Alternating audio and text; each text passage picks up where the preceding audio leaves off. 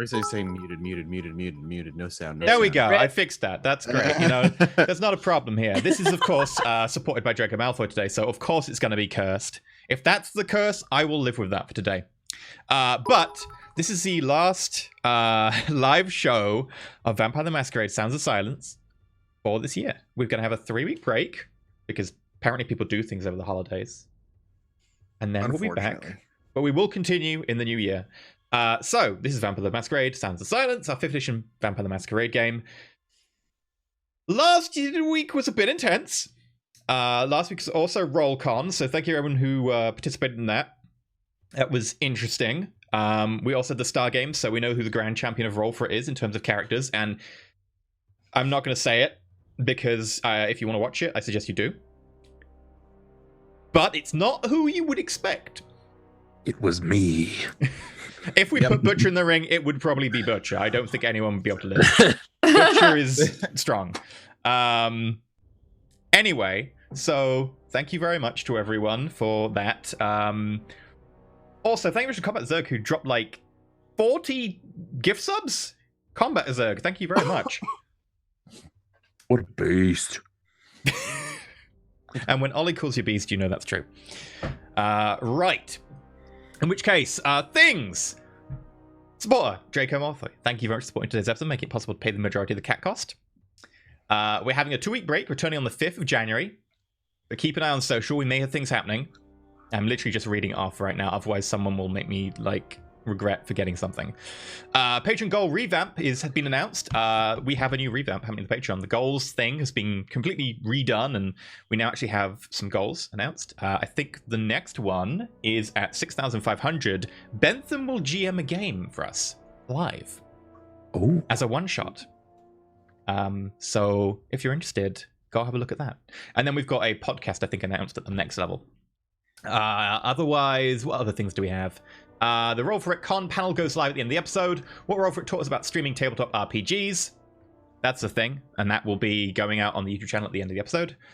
And don't forget to arrange the cameras. There we go. Just forget to unmute myself. That's fine. So, those are all the announcements, I believe, today. I don't think there's any others. So, I guess this is the point where I do the shilling and then your warning.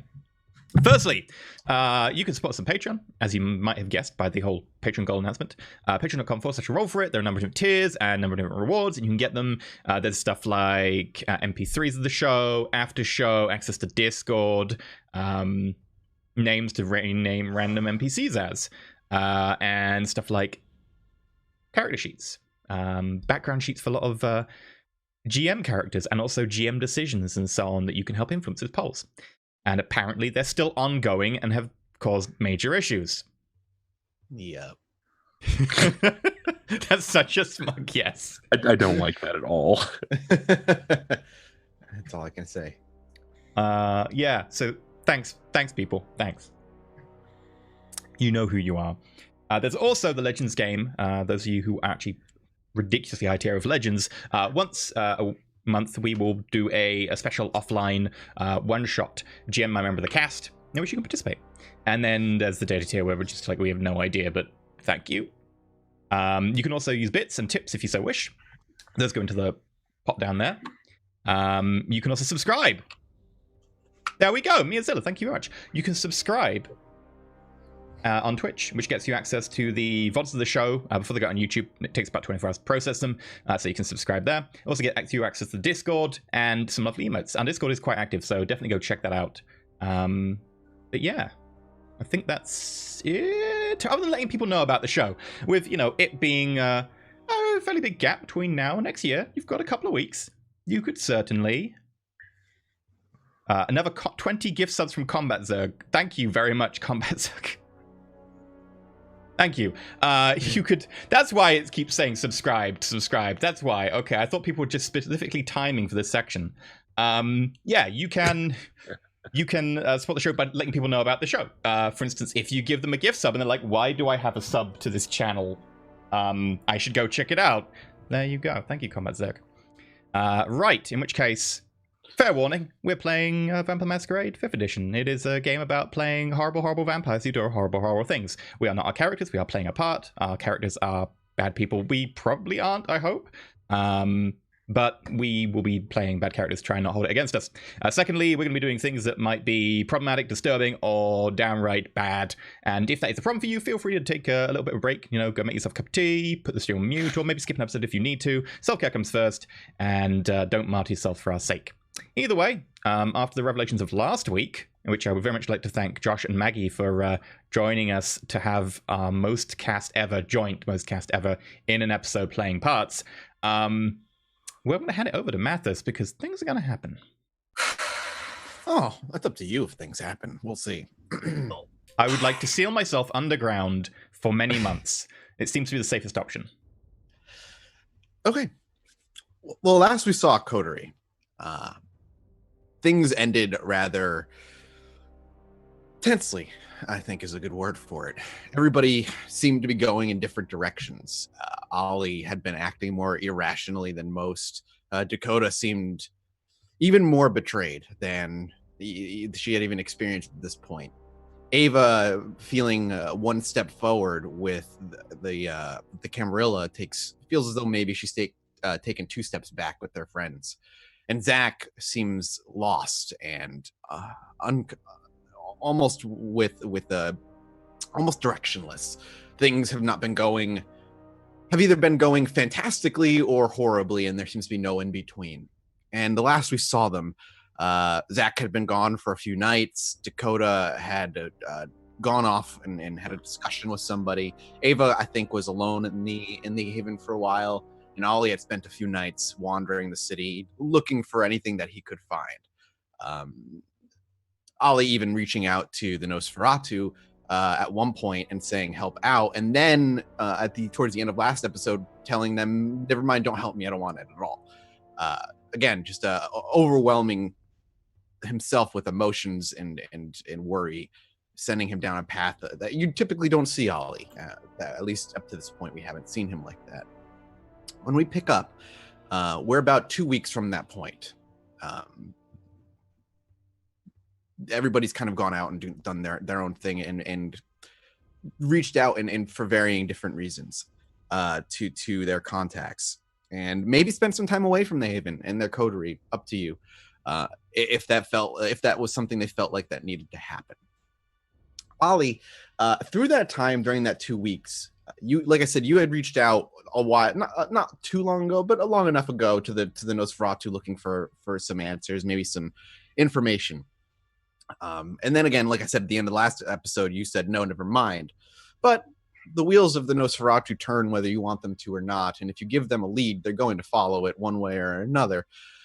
And eventually, at some point during these 2 weeks, when you're out wandering the streets, maybe doing, maybe looking for Rudy or even looking for Mark, and serendipitously come across Rowan, whatever it is that Ollie thinks he's going to find or hopes that he's going to find in the streets of Chicago after the sun has set, he's met at one point during these 2 weeks with the Nosferatu. One he's never seen before. Very short, hunched over, keeps his arms one behind his back and stuck in his back pocket, and the other one seems to always be fiddling with something. The object he seems to be holding in his hand right now seems to be an older pocket watch. He constantly is clacking it open and clacking it shut, clacking it open and clacking it shut. You're walking down a street not too far from your haven at this point, a few blocks away, still somewhere within the slums of Chicago, when you hear your name just whispered by a scratchy voice from an alleyway that just says, Ollie. And when you turn to regard what's there, it is that, as I said, that shorter, maybe 5'1" hunched figure playing with something. He's not looking you in the eyes. He's actually looking to his right at just a stone wall. I'll move over. As you walk over to him, he actually turns his back to you, and he not runs, but very slowly begins to walk into an alleyway, and he turns a corner around a building. Do you follow? Yeah, I think I will. Okay. as you continue to follow them and you turn the corner, he's actually walking until he walks over to a manhole cover. He reaches down with his one hand, pockets the watch, and puts his kind of bony fingers underneath the manhole cover. And with one swift motion, just kind of off it goes. He looks at you, flashes a toothy grin, and then kind of hops into the sewer.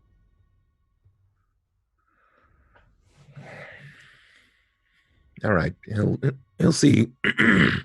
He'll see how far this goes. Okay. He'll follow. Sure. So you pop into the sewer as well, and you are greeted with the tunnels and the smell that you've grown a little used to over the past few weeks, more so than you usually have anyway. Once you pop in, he's actually standing there waiting, and when you drop down next to him, he continues to not look at you, continues to stare at the ground, and almost purposely just avoid making eye contact with you in any way. And he goes, "Ollie, you reach out and ask for information. We have some." Well, I don't really have much to offer you right now. I know that's kind of how that works.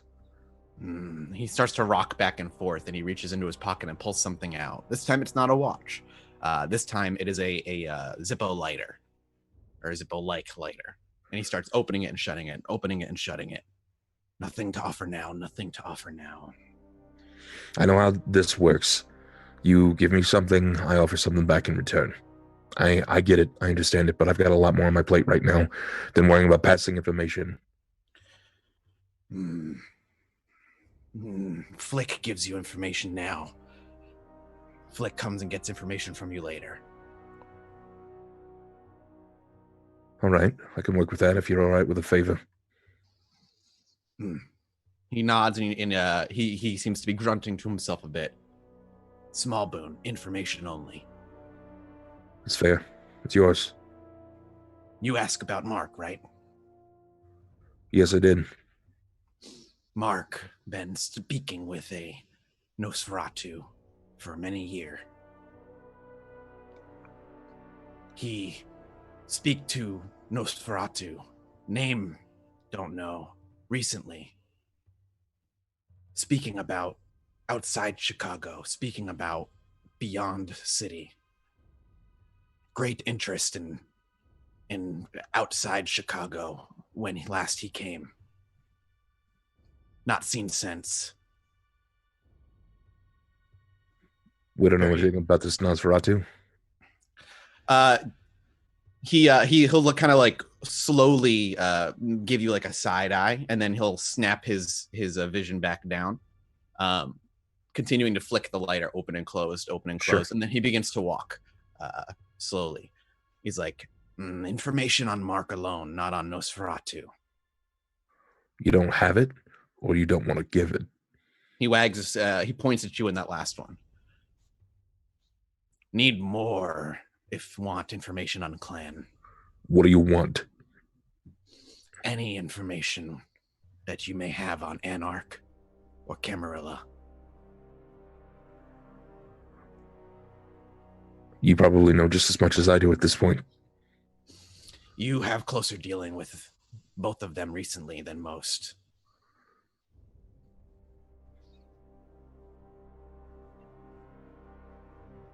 All right. You know about the new Primogen? He looks to you and he kind of just nods his head. Looks or you say Primogen. He says the new Ventru Primogen been picked. Don't know name yet. I can give you a name. And I can tell you who she took through Diablo Rising.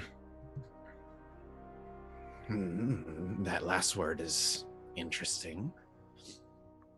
Is it worth it to you? He sits for a minute and he stops walking and he begins to he pops the lighter back in his pocket and he begins to tap his fingers very rapidly on the wall as he seems to be, again, not paying attention to you, but at this point you probably assume that he is. Can I get from you actually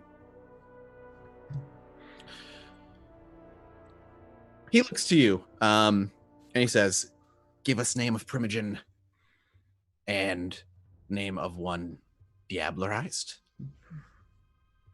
And in return, you give me one name? He nods. Come on now, Flick. That doesn't exactly seem fair. With the name, you could search out Nosferatu, talk to them, find them. Names are powerful. All right, Flick. All right.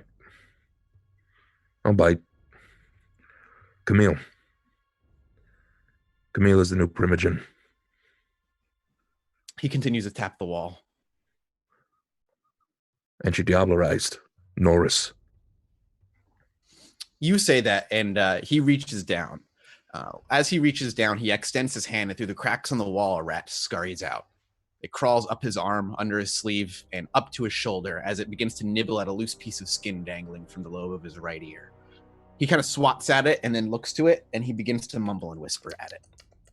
And shortly thereafter, the rat scurries off as quickly as possible. He looks to you, and he smiles, and he's like, "Name of Nosferatu? Flick." Flick? Mark speak with me often. Used to, anyway. We went through that, so you could just... Flick? He kind of shakes his head and waves at you, keeping his head down and away from your eyes. It's like, "Yes, we speak another time, more private place." Well, Flick, I got nothing but time right now. He chuckles under his breath. He's like, "Yeah, me busy, but not here, not now." And he looks around almost too obviously. Where and when? Flick find you when ready. I'm getting real fucking sick of this game. Do you like checkers? More fun game. Flick, fuck off. I'm gonna leave. He as you turn to walk, you hear him begin to hobble away, and both your footsteps grow distant rather fast. Please introduce Zach to Flick. And you find your way not far to the manhole that you walked in. You're able to crawl out and begin to prowl the streets once more. And through those 2 weeks, you don't hear from Flick again. At least not yet. And I imagine that there are nights where Ollie goes out even maybe looking for him, like impatiently saying, "I'm going to find him." And you don't, unfortunately, but only so much can be done. Last we saw Zach, he was spending some time in the basement of a church. After that those days, Zach, of spending that time in a church, what does Zach do? Does he just go home? Zach goes to his apartment. Mm-hmm. He changes his white shirt for a black one. Okay. He's going to get a microchip, like a little SD card, like the Diddy ones. Yeah, the micro SD ones, sure. And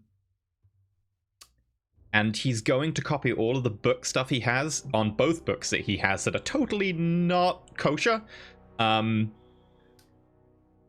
he's going to put them on the SD card. Okay. And I'm then going to burn my scanner. It's like a scanner printer combo. I'm just going to have to like smash it, take the bits outside, and then pour petrol on them. Can we do like an Office Space kind of thing? We just beat the shit out of it. Oh yeah, if Dakota wants in, he'll totally be like, "Oh, I'm beating up the printer. You want in?" She will, in fact, curb stomp that printer. Oh yeah. Zach might ask Dakota to go inside when he sets fire to it because he's a little afraid of exposing Dakota to fire. He can handle it. He's not sure about Dakota. Oh, you don't want to roll for Fear Frenzy there? You would have to roll for Fear Frenzy. I'm happy to. I've got to set fire to this thing. Well, before we worry about Fear Frenzy, is Dakota hanging out with Zach on her own? No, she's not there. No way. I'm going to find some time to talk to Dakota, but it's not now. Okay, gotcha. All right, that's fine. Yeah. So go ahead and roll me a fear frenzy. When you light this fire. Okay. It's my. Is it willpower? Yep, it's a last I looked. Plus a third of humanity rounded down, so I get a +2. So for me, it's 8 dice.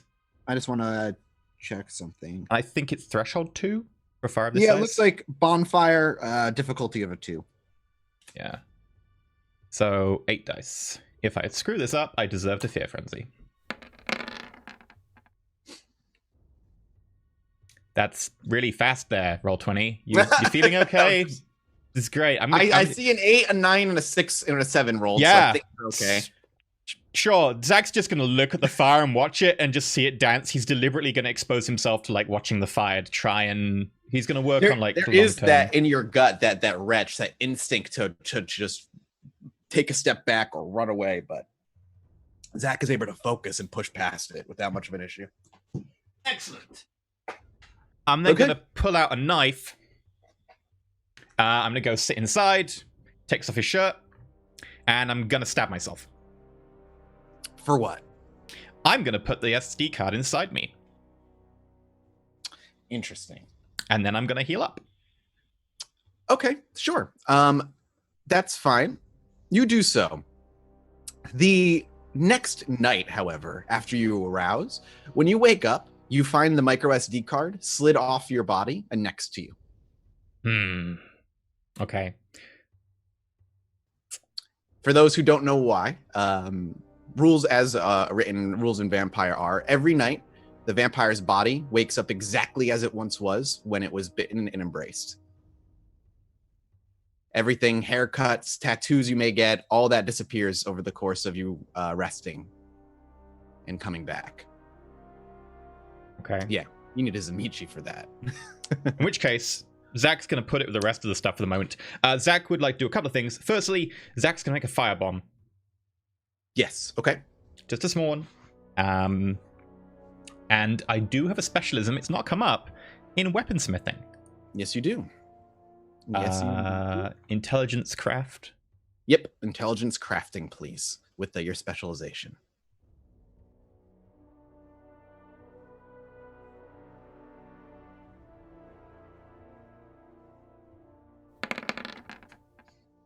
That is pretty gnarly. I'm gonna use a point of will. I assume if I fail this, it's not like a terrible failure, so I just have to try again and waste some time. Yeah, basically what you're ending up is wasting time and a little bit of your resources. I would say with Zach in this 2-week period, he would have it would have taken him most of the 2 weeks to try and put this thing together. You're allowed to make another roll, but it will eat into the time after the 2 weeks. I'm gonna use a point of willpower then. Okay. Also, will I fed during this period to reduce my hunger?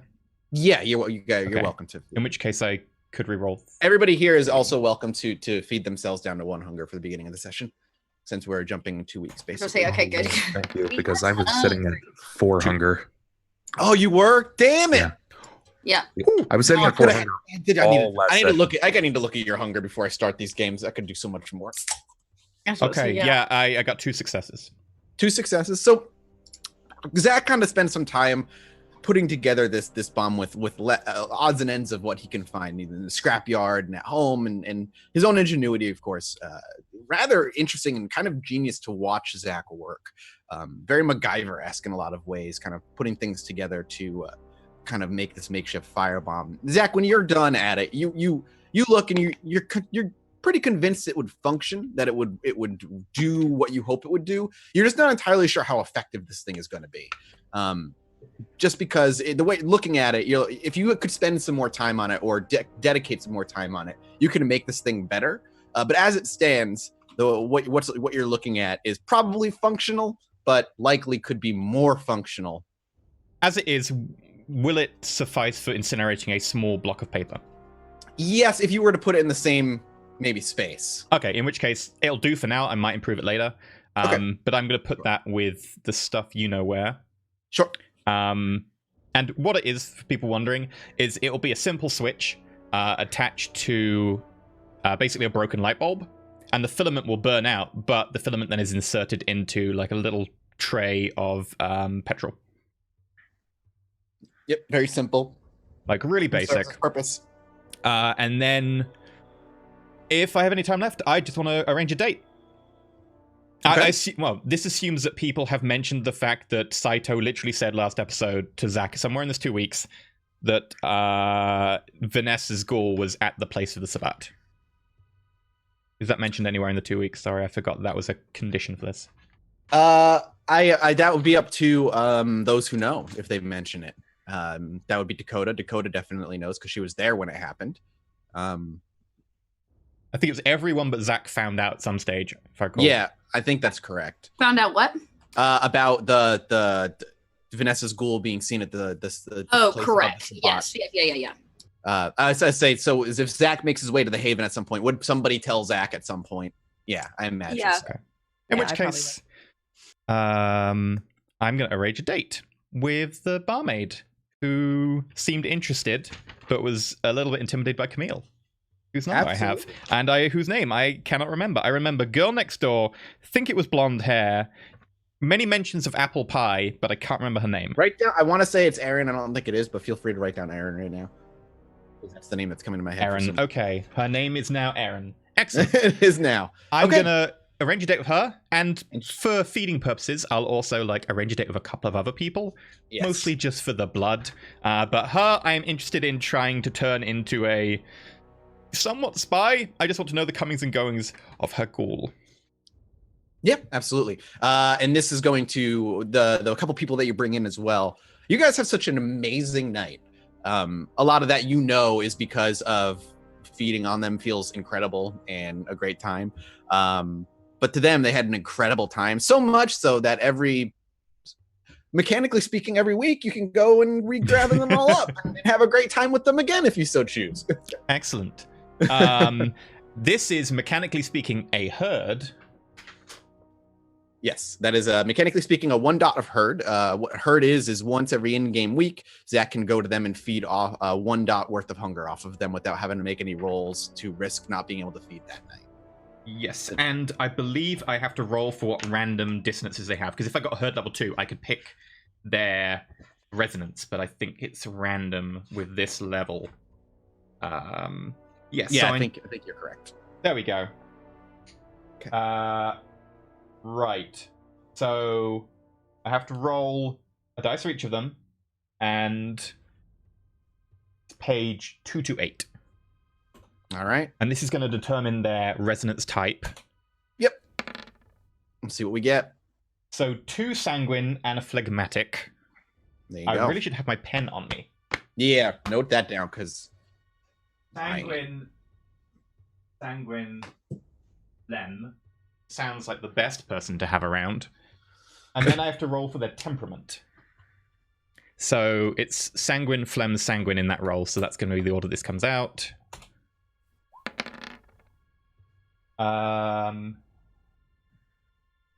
Negligible resonance for the phlegm. So the phlegm's just basically got no resonance. okay. And then the 2 sanguines are fleeting. There you go. So they're both fleeting. Quick. I can try and bump that up every month that I do things with them. Now, in terms of Erin, does she manage to feed me any information on the ghoul, or would you like me to roll something for this? I'm gonna have you roll. That would be manipulation plus persuasion. You're just trying to coax information out of her. Okay, in which case, manipulation, persuasion, and you know what? I'm gonna rouse the blood. Okay. I do get more hungry. Okay. It'll be really awkward if I end up eating her on the first date. Yes. True. Cancel. That's manipulation. Wouldn't be Ava's first time. You need somebody else. See. So that's 3. I'm gonna willpower. Okay. I've also What's your willpower at? That's what your second for today. second for today. Yeah. I'm going quite heavy on the willpower early, but I want Burning this through it. background info. How many willpower will you have left after that? So that's 4. Let me check. Quite a few. I've got a lot of willpower. I've got 4 left. Okay. That makes it a crit success. Oh, so it's 6 successes. Yep, there you go. So what the information you're able to get out of her is relatively simple info, but important info nonetheless. After you guys came around, the last time you were seen, there was a couple of attempts at some people trying to get to visit her, not get meetings because she's a bartender, doesn't know, but to visit her, and they were all ended up failing or having to go back or leave. They never were able to visit. Okay. And what you know to be her ghoul, but who she refers to as her servant or butler. I'd refer to him as the old guy who's a bit creepy. Yeah. He hadn't been seen in forever. However, in the past month or so, he recently has been venturing out of the apartment again. This being the first time in forever. She notes it as very weird, but the Vanessa, the lady who lives at the top floor, is also very weird and is almost never seen. So while it was weird to her that the butler never left, she also was told never to question it. Okay. So he started moving, but he started leaving again in the past month or so. Okay, and is there a particular time or particular day of the week or any pattern? She says it seems to be freaking random. Okay. Always at night. Okay. Always at night. Does he leave on foot or does he always get a car? Seems to always leave on foot. Okay, that limits the range which he's going then. Now the other thing is more a thing of I talked to Josh about Saito and whether Saito would be okay to trade for that information because I know he's interested in Vanessa. And Josh said that when Saito has a chance to talk to me, he's happy to trade that information to ward my coat against ghouls. Got you. He'd have to make a roll. So I could always make that roll for him on the break or something. Okay, I think he's in Discord, so I'll ping him and let him know. But I think that's all I can do in this 2 weeks. If he wants to pop into Roll20 and make that roll, he's welcome to. And then the successes will dictate whether or not it happens. Okay, easy enough. Dakota, question for you. You sent me a few messages saying a potential what you wanted to spend some experience on. Did you? I did. So you have I took Animalism 1. hang on. for Bond. Okay, what did I take? Yep. So I did. I took 1 in Animalism for Bond. Yes. Okay. Got you. What did you want for that though? What kind of animal? A dog? No, actually. I was thinking a mangy alley cat. Yeah, that works too. Okay. I just want to double check something on the rules here. Do you have feral whispers? That's level 2, isn't it? That's level 2 animalism. That's level 2, but you can use animal kin.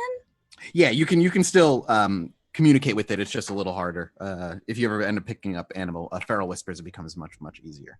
Oh, for sure. Yeah, the second. I just didn't know if you had it. That's fine. Cool. Hi, Maya. Yes. Hello. I'm right here. I know mine's on my lap too. She's just like sharking my feet right now. She's like, pay attention to me. You're up.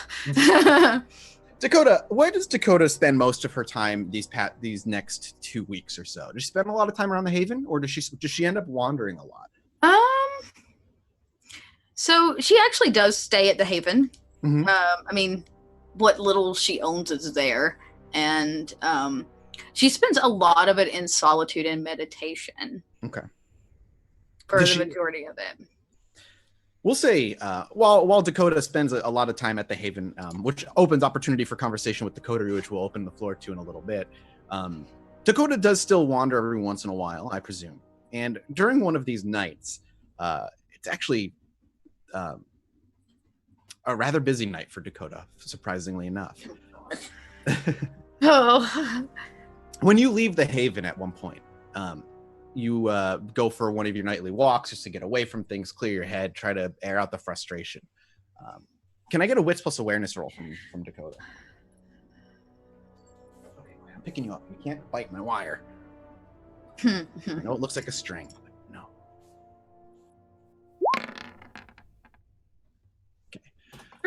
Dakota, she gets the sense while she's walking down the sidewalk that she's being followed. She's not entirely sure why. She looks back and she doesn't see anybody she recognizes, and every time she turns around, it doesn't seem like anybody familiar or that she saw last time was following her. But you can't get this hunch. The beast inside is telling you you're in danger. There's something following you. Is it great? Is it human? You're not sure because while you can smell humans, there are humans around. I guess they're all around. Okay. Yeah. Okay.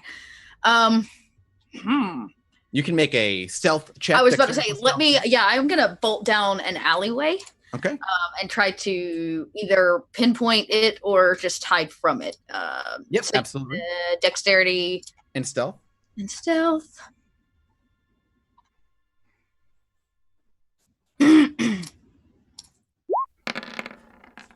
On Dakota. Okay. Just one moment. I'll roll something. Okay.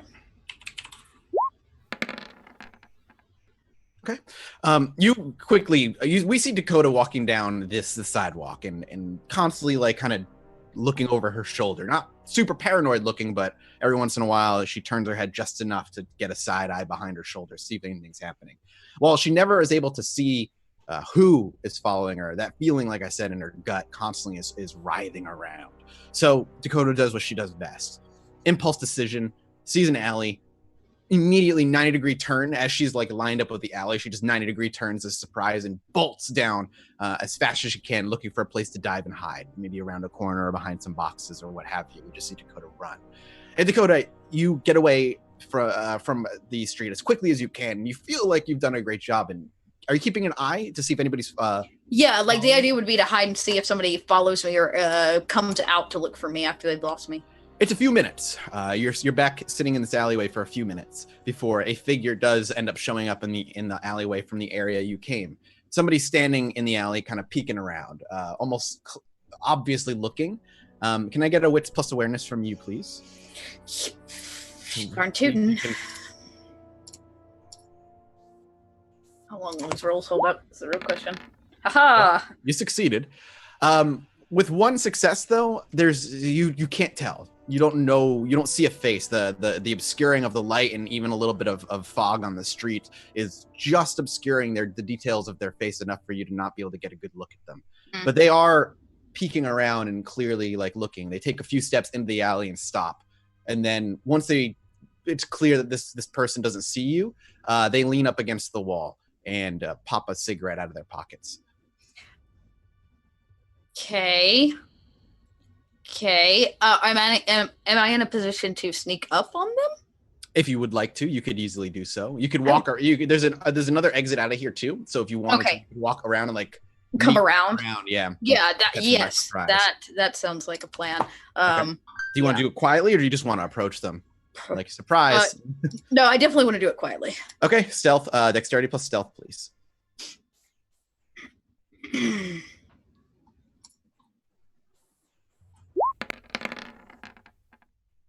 All right, you do a great job. As you get close enough, once you get back, you work your way around back onto the streets, even maybe cross the street on the other side, just to give and put some distance between you and whoever that person is.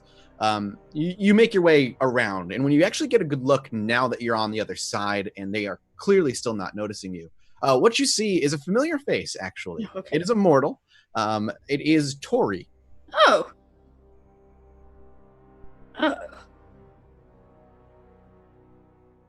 Okay. Well, I will walk up and lean against the wall next to Tori. Okay. When you do so, when do you no longer stealth and like? Yeah, I don't. Yeah, I kind of just like make it obvious? pop around the corner, and I'm like, you really should make yourself known. When you pop around the corner and say that, she quickly not fumbles, but quickly takes the cigarette out of her mouth and she puts it out, and she's like, "I'm so sorry. And she just kind of pops it out. Fire. She flicks it. Right. And she looks to you, gives you her full attention, and she just gently smiles and she says, "It's been made to my master's attention that you've been looking to communicate with him." Oh. Yeah. Shall we walk? Sure. Or Yes. or she goes, would you prefer to go for a drive? What is it with car? No, I have feet What that is it? works. She looks around. She looks around. She's like, well, it keeps the prying eyes of the homeless off of us. All right, we'll take your car. She smiles and she's like, this way, Miss Dakota. But just please, no, don't call me Miss. She does not respond to that, and Just she walks you about 3 blocks away from where you were to where a familiar car is parked. When you pop open the door, like you did the last time, there's nobody waiting for you. Okay. It is just you and Tori, and she begins to drive. And she's like, so, Mistress Dakota, Dakota? And she like corrects herself before you have a chance to say anything. Though I'm sure you sigh heavily. Yeah. Like, so, my master sent me to just ask what it is we could do for you. Yeah. I'm gonna need him to stay away from the coterie for a while. Okay, she just nods. She doesn't really give she goes, yeah. I can pass the message along. Cool. Yeah, for his safety and mine, just chill for a bit. She nods and she continues to drive. She's like, is that it? How would I get in contact with you? Not using a cell phone. She thinks for a minute. And she's like, well, we could set something up. So official and stuff. Just don't have like I don't know, a place we can meet at, on a regular basis, like every other Saturday or something. That's she when you say that, and she's like, that's what I was implying, actually. Oh, well, stop using fancy words and talk to me. She's like, I was thinking once a month. Okay. The first of every month. Okay. Okay, yeah. Location of your choice. Okay. That dumpster right there. She looks, and then she slowly puts the brakes on. She stops for a minute. She looks at the dumpster. She looks up at the crossing street signs, and she's like, at the corner of 34th and Charlie. And she nods and then begins to drive away. Back with you in the car, obviously, still. And she continues to roll on. She's like, the first of every month, no matter the day? First of every month. Yeah, right there by that dumpster. She nods and then begins to just take random turns and seemingly drivingly randomly, but Dakota's used to that kind of paranoia at this point. She's like, okay. Anything else I can do for you, Dakota? Yeah. Well, I mean, not do for me. You don't have to do things for me.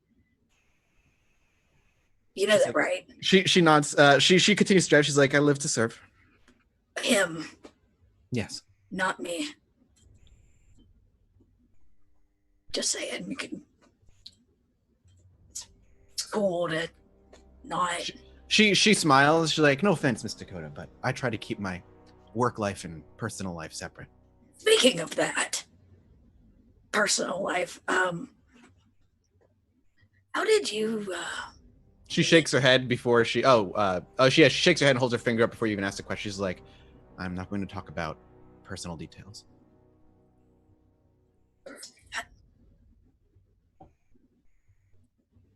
So we're just gonna hang out in the car in silence then, or like? She, when you say that, the car gently pulls off to the side of the road. She's like, well, if that's all, Miss Dakota. No, okay. I shall see you. And she just like looks at the day on the clock of the car. And she's like, I shall see you in about 2.5 weeks. Sounds good. She smiles. Have a safe night. You too. Thank you. As you exit the car and shut the door, the car gently begins to roll off and turns a corner out of sight. You don't have much of an opportunity to think about what happened before you feel something swirling between your legs. Between my legs? Yep. As you look down, a tiger, brown and black cat who has a stubby tail and a giant notch out of its left ear. Yeah. Is meowing a bunch at you and purring very, very loudly. You're drawing attention. Stop it.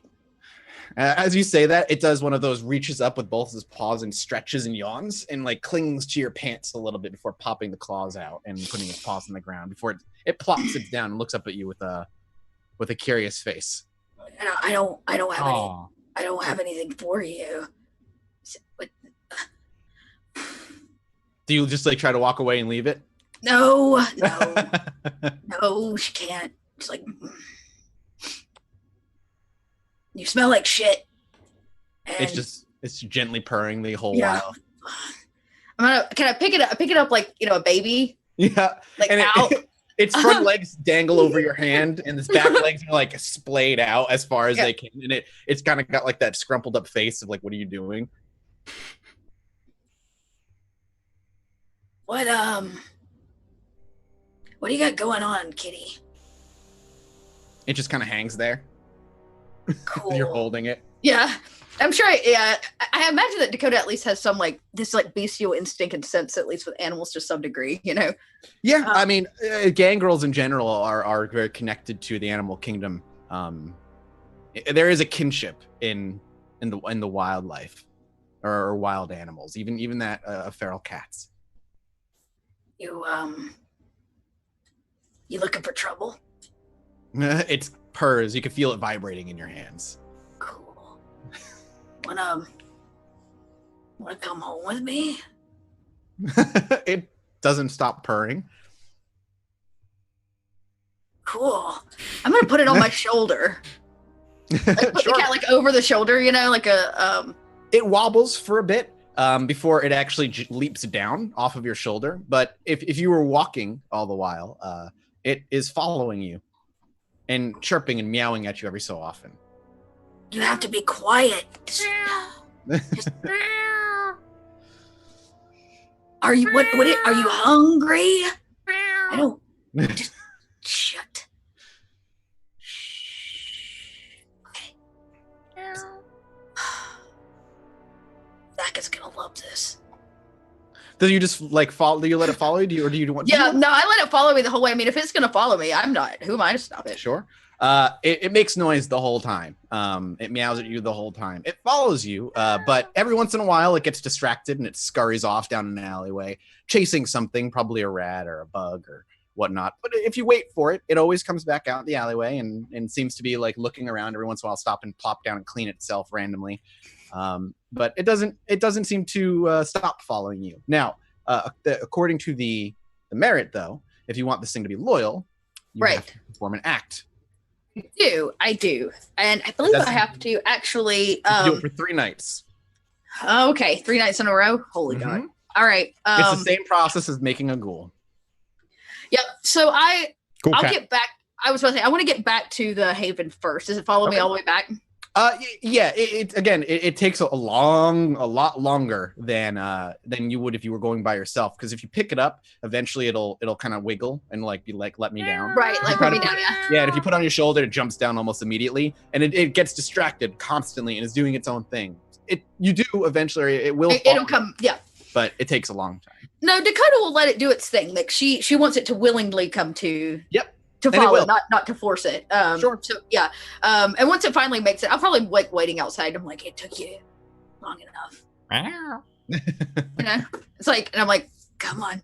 I'm gonna kind of pick it up by the scruff. Sure. Awkwardly hold it. And I'm gonna burst in the front door. Sure. Ava's probably here at some point. I have a cat. And I hold it out, and it's the mangiest. I actually have a picture. I'm going to share it. Oh, yeah, a picture? That's great. I did. I found one that I was just like, I know exactly what I want this cat to look like. I'm going to put it right now in the Discord. I mean, whoever wants to be at the Haven is welcome to be at the Haven. Yes, I will be there for sure. For cat times. This is the mangiest, grumpiest cat. Yeah. So Aw. I like hold it out, and it's all like furry, and its hair is like matted, and it smells like trash. And I'm like, isn't it cute? Oh, she's adorable. A little. This mangy, cute cat, and I just like. When you go to pet it, it goes to bat at you like. Like, hey, you have to be nice, kind of, sometimes, most of the time. Okay, so are you keeping this little thing? It smells, and you're pretty sure, Ava, you saw a flea. Are you keeping I it rub here? myself all over it, like, look, it purrs, it feels good, it makes me kind of happy. Oh, okay, well, I mean, it's fine. It's like a dog cat thing, like a. It's fine if you want to keep it here Can I keep it? at the Haven, I guess. Yeah, I'll keep it in my room. that would be best. Just for now, it has to get acclimated to the environment of our new Haven. So maybe you should just keep her in your room for now, and maybe eventually you can explore. Okay. Yeah. Okay. Maybe we should get some like flea deterrents or something. I don't want our Haven to get infested. These are all concerns of owning. You're a kindred. What do you care? Look, there's a lot of responsibility, Dakota, in owning a cat. And I just want to make sure that you're ready for this. I own myself every day. I think I can handle this. You know what?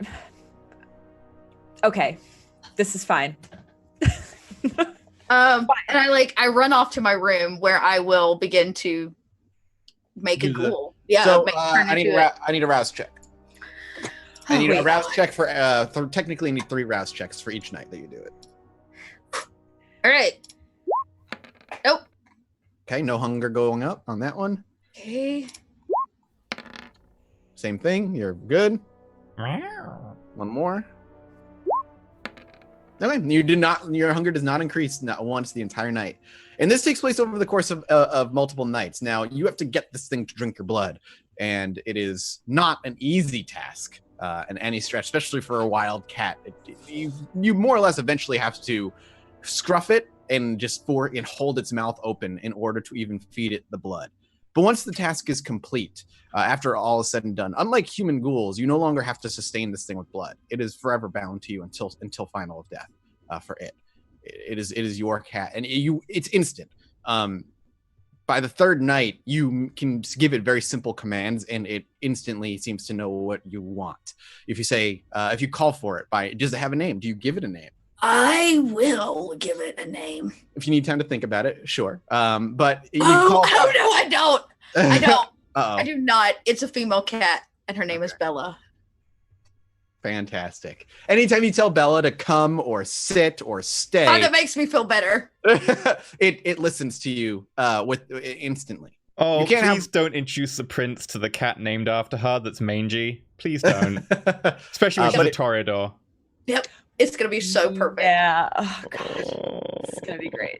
But yes, you this cat now Famulus is yours for the rest of your unlife or the rest of its natural or its life until it dies. Cool. Yeah, Dakota's going to be pretty chill with it, but she'll let it come and go as it pleases. But during these 2 weeks as well, Zach, I'm assuming you said you wanted to get some time with her. At some point, Dakota spending so much time at the Haven, as she said, spending a lot of time meditating. She's alone at the Haven quite often. Has any of you ever been to Dakota's bedroom? I don't think Ava has. No. Ava's like, I cannot. Zach probably did at some stage when we very first moved in and we were looking at the place, but other than that, no. Okay, well that would be where she's at. Well then Zach's gonna. Yeah. What? I was wondering if you had like 10 minutes. Dakota sits in like an empty room. It has like nothing but like some padding in a corner, and there's like a backpack in the corner with all what she owns in it, and then a cat now, I guess. And she has on one of the empty like walls of this old station, she's graffitied this vibrant like neon wolf on the wall, like in front of her. It seems to still be like she's still working on it. It's not done yet. Okay, and she sits there just like dead, not moving. Okay, that's pretty. That's pretty. So, how's the whole Camarilla thing going? Cat, no, doesn't matter. It's denial. So much denial. Okay. Zach, come sit. Hovering in the doorway makes me nervous. Zach's like probably just come back from like a date where he's basically grooming his herd. Cultivating, maybe, I guess. They're cultivating his herd. So he's probably like dressed relatively nicely. So he takes off his coat, he's gonna fold it up and put it on the ground. He's gonna plop himself down. See, is Dakota sitting on anything? It's just concrete. No, just concrete, yeah. He then stands up just enough to take the coat off to the side and then sits on the concrete. He's like, this is uncomfortable, but doesn't say anything. She sits there in silence until you... Okay, we're going to sit here for like at least 3 to 5 minutes.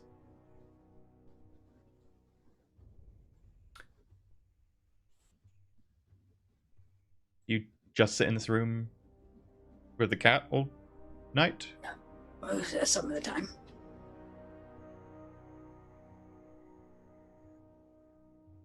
I did think there was a gas leak here for like the last 5 weeks. I'm guessing it was the cans for the... Yeah. Okay. I thought there was a gas leak and you didn't say anything. Don't answer that.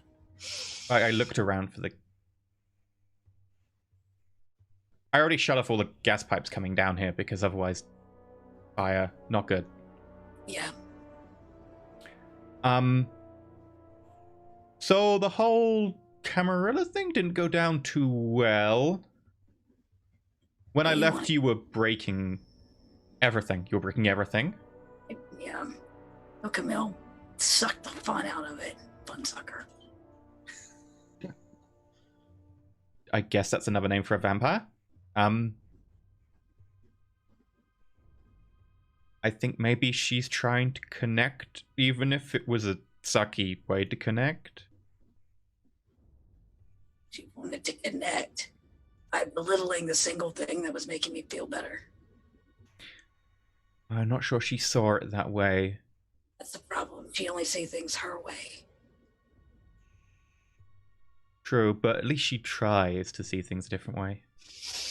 Does she? Can you imagine any other Primogen being as... What? Please, finish that statement, Zach. attempting to be as human as her? Trying to converse with us licks? She didn't converse with us. She used us, which is no different than any other kindred. Sure. But if you don't just leave Chicago and find a very small town, we're gonna have a lot of other kindred. Look, if I don't like her face, does not mean that I can't exist in this city. Okay. Listen, I know you kind of like the Annex a lot, and the whole getting free food at Elysium thing was kind of really fun, right up until the whole Camille situation. It's okay, Zach. It's not about the Annex or the Camarilla. Not for me, anyways.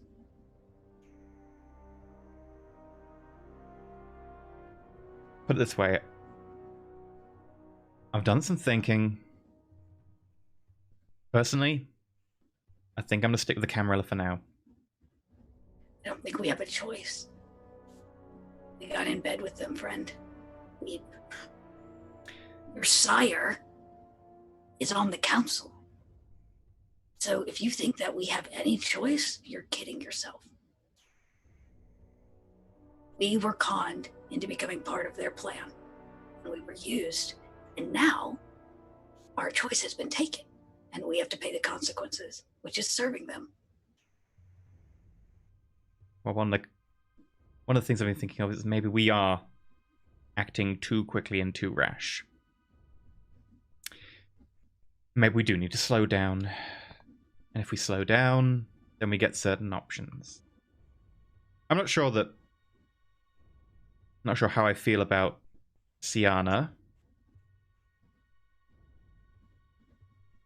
She certainly doesn't seem to be a fan of my kind. They're not a fan of my kind either. I've been saying that for months. True. But I've never heard Cammy say anything about you for being a gangrel. Why are you so concerned about me being friends with her? What difference does it make if I like her? To you, anyways. Because eventually there will be some situation in which we are made to pick a side. And don't just mean like lining up on a wall and doing a head count for the school photo. As in, someone's going to make us choose or die for one side or the other. I told you I don't fear death. Didn't the first time, and I won't the second time. Thirdly, I make my own choices. And I will when the time comes. If it comes to that and I have to make a choice, I will.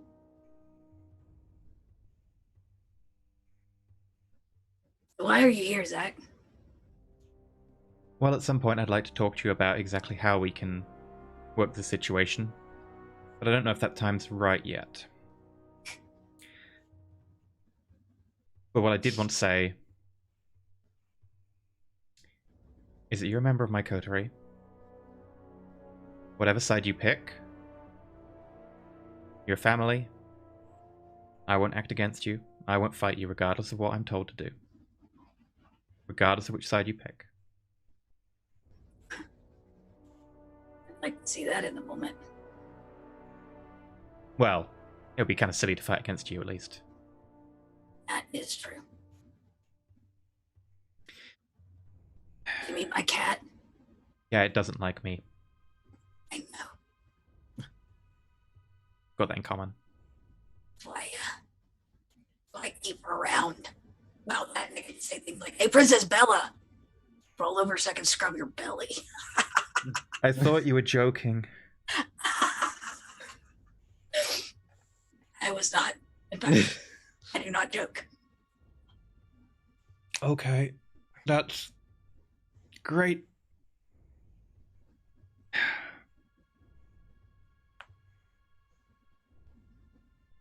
But you are part of my coterie. I am. I have a younger sister who quite often doesn't need me. I'm quite used to having members of my family not need me. But push comes to shove, I will be there for you. I appreciate that. And I promised all of you the same.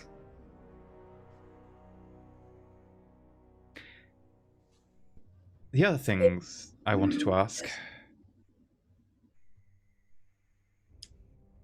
So, a while back, there was a fight. I can't remember which one it was. And I think I may have accidentally tasted some of your blood. I'm sorry. It doesn't just fall in your mouth. Pretty sure that I had some on my hand. And then what, you licked your fingers afterwards like tasty chicken? I mean, waste not, want not, right? Oh my god. So what now? Oh, I'm immune to blood bonds. We know that. Well, so am I. To some degree. Zach's suddenly like, really? He just leans forwards, like, he doesn't realize he's on concrete, leans forwards onto his knees, and he's like, ow, painful. How does that work? Hell if I know. Call it stubbornness and sheer fucking will. Okay, I got mine from book learning, so interesting. Well, I can't fucking read. That's... Some things just are. Like, you think you get everything, every answer in life from a book. No. The benefits of being my kind is that I can pick up abilities generally more easily. Not maybe as fast as you can when your cat skills. I gesture at the cat like licking unmentionable parts. I smile big like a proud mama duck. But I can pick up other abilities. So what, you want to slice my hand too? No, I think I have a basic understanding of how yours work. But I'm a liability in a fight. I mean, get Ollie to teach you how to take a punch. Yeah. Get punch. Thing is, I'm never going to be a good boxer. I was never strong enough in life, and I never had the technique to throw a punch properly without breaking my wrist. Shoot a pistol, sure, I can do. So what? So. You want to be tougher? I want to understand how you fight, if you don't mind. Because I don't want to be the guy sitting at the back of the room next time you having to protect me, then there's a ghoul running at me. Yeah, but I like doing that. In which case, we can leave it as it is. I mean, what? So what, you want to drink my blood? No. Everybody wants a taste of Dakota, right? I'm sure they do. I'm personally satisfied with what I've got. The thing is, I still don't understand how to use it or how to fight in your way. Maybe at some point I could even do the whole fangs and claws thing. That's very different from boxing. You want me to teach you? Oh. Stop talking. Close your eyes. Close my eyes. Close your eyes. The Dakota lives in the mind, and the beast comes from this unbeating heart. They share a vessel. When you sit in silence, you can hear it talk to you. The beast. You can converse with it. It's how I control mine. That beast protect you. That's where you draw it from. It's not about letting it overpower you. It's about letting it take control when it has to. So the next time it pisses you off, instead of cowering behind books and invisibility, let your beast take control. If you really have these powers from tasting my blood,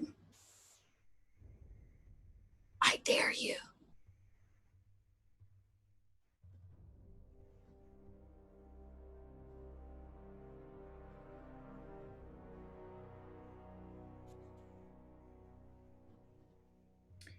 Mathis, Yeah. can I do something really, really dumb? Oh, fuck. I don't have control over the stupid things you do.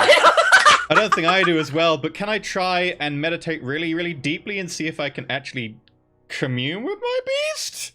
Sure. Technically, it's a separate entity inside my body. Yeah, you try. You don't hear shit. That's fine then. Good. I don't want your fucking. I'm happy with that result. Sure.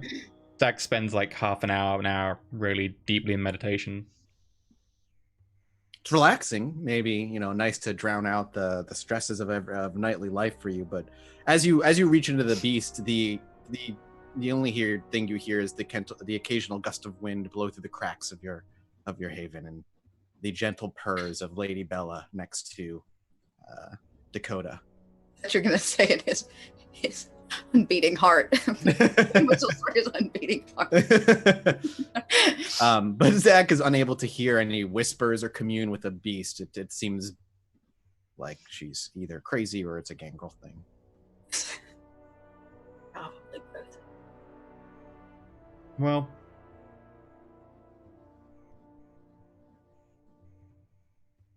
I mean, maybe I'm imagining it, but there was some gusts of wind that sounded vaguely like whispers.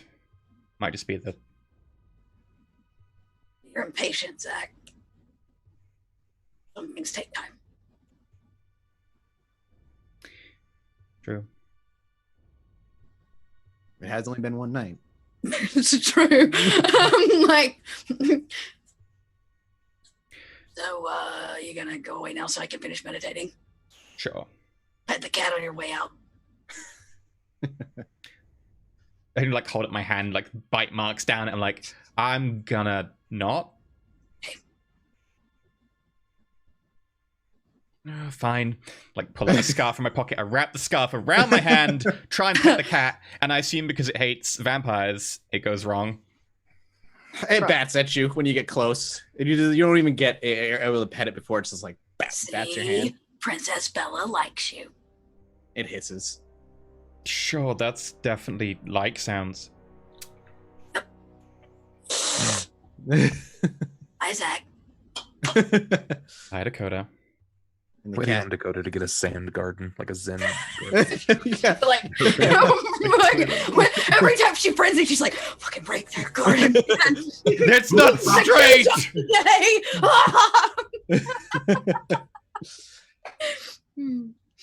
Ava.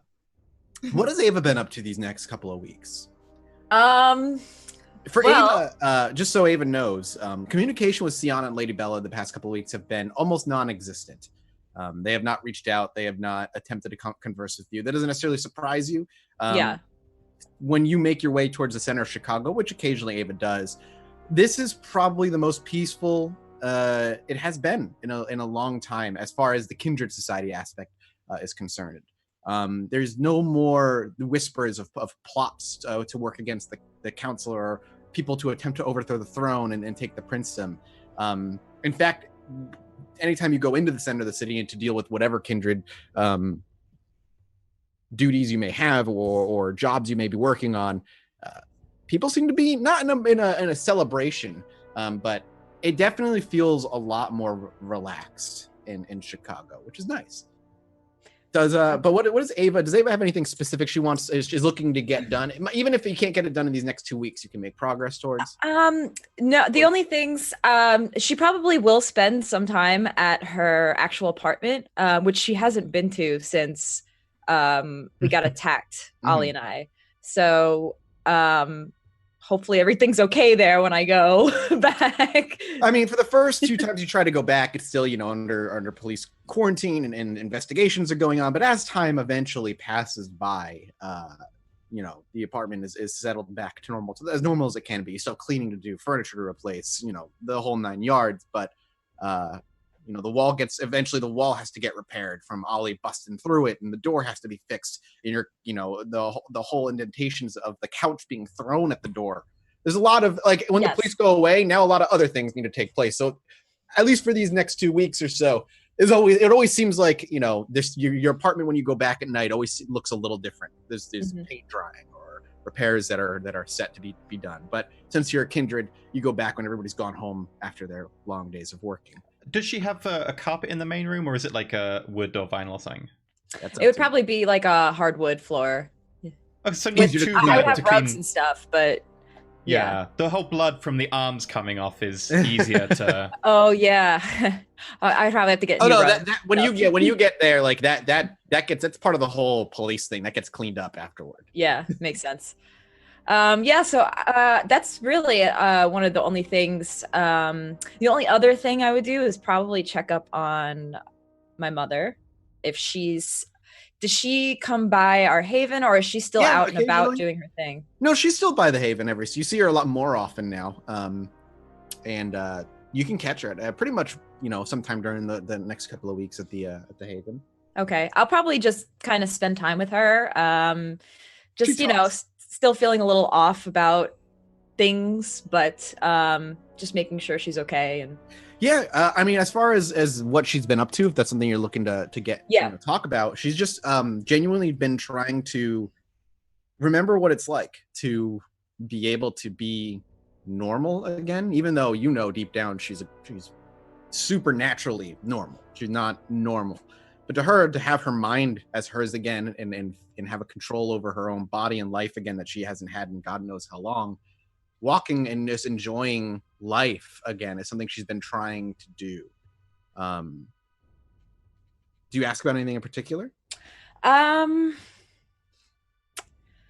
No, actually, I'm just happy to hear that she seems to be. I think what I would ask her is if she's okay with the way things are. Is she? There's almost when you ask her about how things are, talking about, I imagine you're speaking about kindred life and you being what you are and her being what she is. There's almost a weird detachment to how she speaks about it. When she talks about your new life and her new life, it's almost as though she's speaking about it like a story, something that isn't actually happening. Even though she never says it's not actually happening, there's just a very clear level of detachment in her speech and her conversation with you that is even very obvious to her daughter. You can tell that there's almost like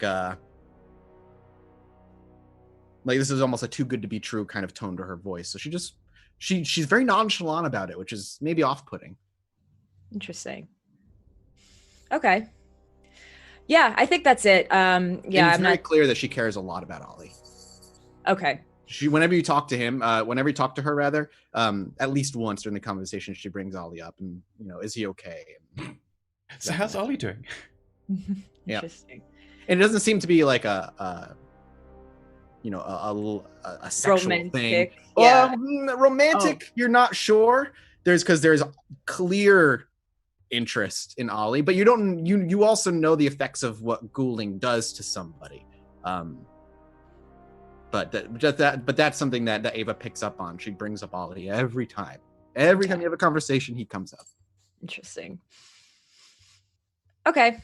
Yeah, I think that's really what Ava would be up to. She's not really So then while Ava is taking care of business, Ava's the one that had probably enjoyed this the most. Then there's a tension in the coterie, and clearly that's stressful because everybody's being pulled in different directions. But as days go by and time goes on,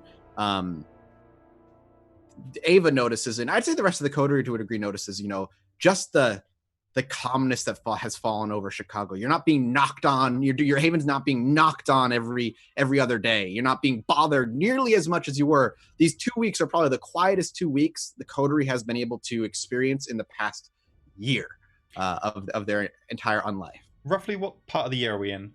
You are moving into about September, October-ish at this point. You're about to, you're like going into these 2 weeks will bring you into like the first and second week of September. Okay. So the nights are getting a little longer, which is nice for you guys. And it's Chicago, which means, wind that pushes you down the street and grab. Yep, very windy. It's awful. Freezing cold winter, yeah. Yeah, absolutely. But for Ava though, she extra notices, it is almost empowering. You because you helped bring this. What's happened to Chicago, the peace and quiet that you've been to experience. You had a finger in this. You may not have been the most major player, but you've been told many times that it wouldn't have been able to go down the way it did without your assistance. And so maybe Ava just enjoys kindred life for the first time, as to not have to worry about what's our next big step. Yeah, you have pressing concerns and Rowan is missing. But as far as the political angle is concerned, Ava's been very busy for many months, and now she doesn't have to be. Yeah. It's awesome. Does Ava have has a pip in her step as she's walking around. Does Ava have any free time during the 2 weeks? Does she what? Does she have any free time? Yeah. She's back and forth definitely between the Haven and going back to her apartment, and Yeah, this is where I'd say I open the floor to whoever wants to have conversations with whoever else. These 2 weeks are your opportunity to do so. Okay. So is there anybody who wants to speak with part of the coterie or the entire coterie? Make it known now. Zach would like to speak with Ollie and very briefly with Ava and ask if Ava can do something during the 2 weeks. Okay. Okay. Can you get a hold of Ollie? Does Ollie, if Zach ever approaches Ollie to speak, sees Ollie around, does Ollie ever make himself around? Does he just shut Zach down? I mean, if someone's going to approach him to talk, then yeah, he'll have a conversation. But Sure. As soon as the conversation's done, he's probably out and about. Out and about. Got it. So you catch, you catch the butcher probably early one evening when he's just woken up for the night and he's about to head out, and Zach catches him on his way out the door. Ollie, have you had any leads on Rowan?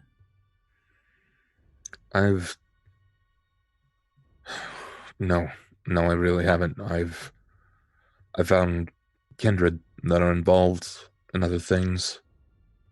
I've had to share some information, make trades. The people that are asking, they want to know about the new Primogen. They know they know that it was a Ventru, but they didn't know that it was Camille. Okay. Well, I met someone that was in conversation with Mark. Recently? Yeah. It's the Nas. Goes by Flick. He said he'd find me. I'm expecting soon. And if he doesn't deliver, I'm probably just going to pull him apart. Because he already annoyed the fuck out of me. Can we try and stage it to look like something first? He already said that he wanted to meet somewhere where there were less prying eyes, less watching. Maybe make it on our domain and then argue he was poaching on our domain. Still not a good idea, but I know when I can't dissuade you. But just try not to get yourself killed because Rowan's going to need you when we get Rowan back. Which is why I wanted to talk. We have no leads on Rowan. Whoever's got Rowan, presumably he's doing okay. Why kill your son and not even tell you? That doesn't earn anyone anything. The Rowan's probably okay, right? I want to believe that.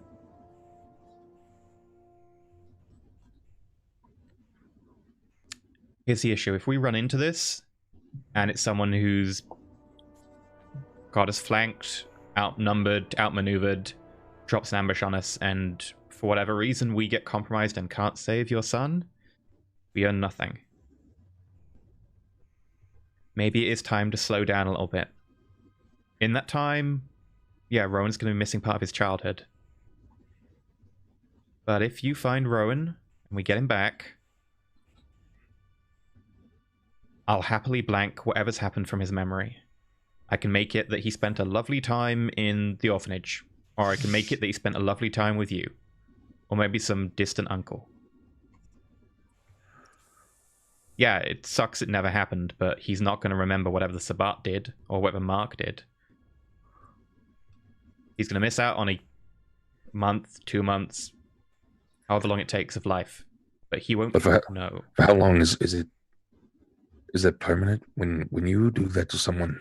Yeah, lasts forever. It just lasts forever. There's no, you can't dream of it or anything like that. It's not perfect. They still have the memories, they're just completely repressed. And I don't mean like they come back in your dreams. I mean they're completely repressed. Someone who maybe was a mage or something could probably strip back the painting that I have to do. But something traumatic could happen, and he could remember it.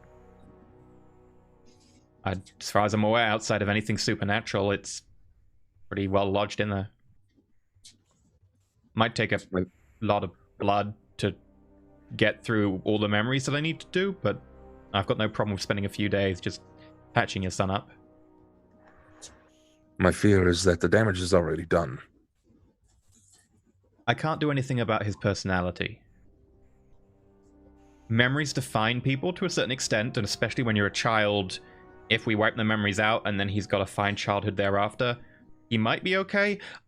I'll be honest with you, vampires don't really have a lot of well-documented experiments with children's memories, which is probably a good thing.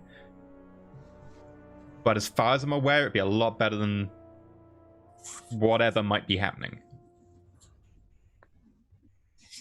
Well, you may be right. I know that my boy right now knows that kindred are real. That it's more than just a TV show.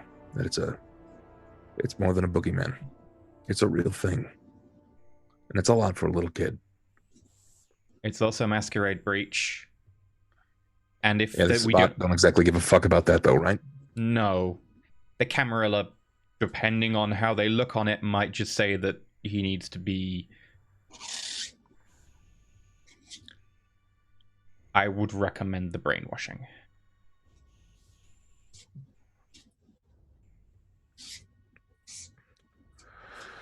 I've not got any leads. I've got no one else to really talk to. Rudy has been dodging me. I can't... I'm waiting to hear from him. And that Flick, too, there's too much going on inside of the family. This kindred bullshit is just getting old. I know that I've got this full life ahead of me, but I just want to know that he's safe. I want to get him the fuck out of this city.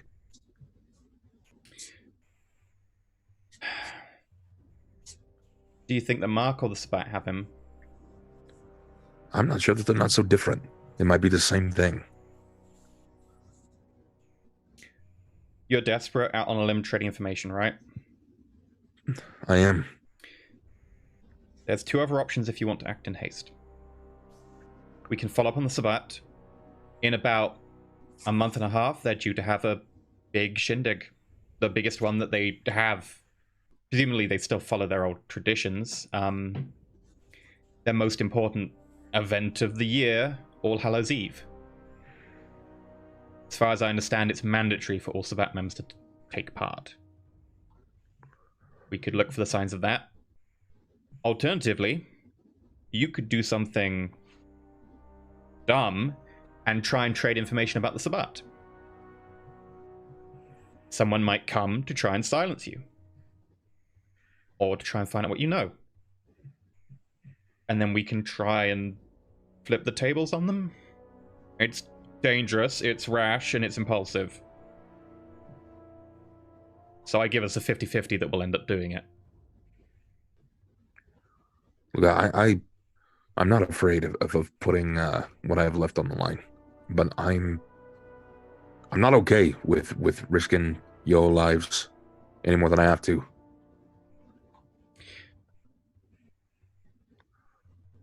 And this Scuddery's kind of already on the threads, right? Like, Ava Soda's seats deep into the Camarilla, and I know that Dakota she seems very pro-coterie, but I don't think it's going to be a tough sell to get her to switch over to Anarch. And this Scuddery it's on... We're treading nice here. I'm afraid that I can't operate the way that I once was. Where I was just playing it cool and getting by and just doing whatever was clever. I just can't do that right now. And I feel like I'm needed in so many more ways. And I can't deliver. And it's fucking with me, Zach. I'm afraid I'm going to do something rash, and it's going to get a lot of people hurt. I guess it's the benefit of boxing. When you're in a ring, you know that the other person in the ring is the guy you're meant to punch. Yeah. Fear now is that I swing wild and I hit one of my own. Have you fed recently? I wouldn't have had to. Try and feed more regularly. That will maybe help with the whole punching people thing.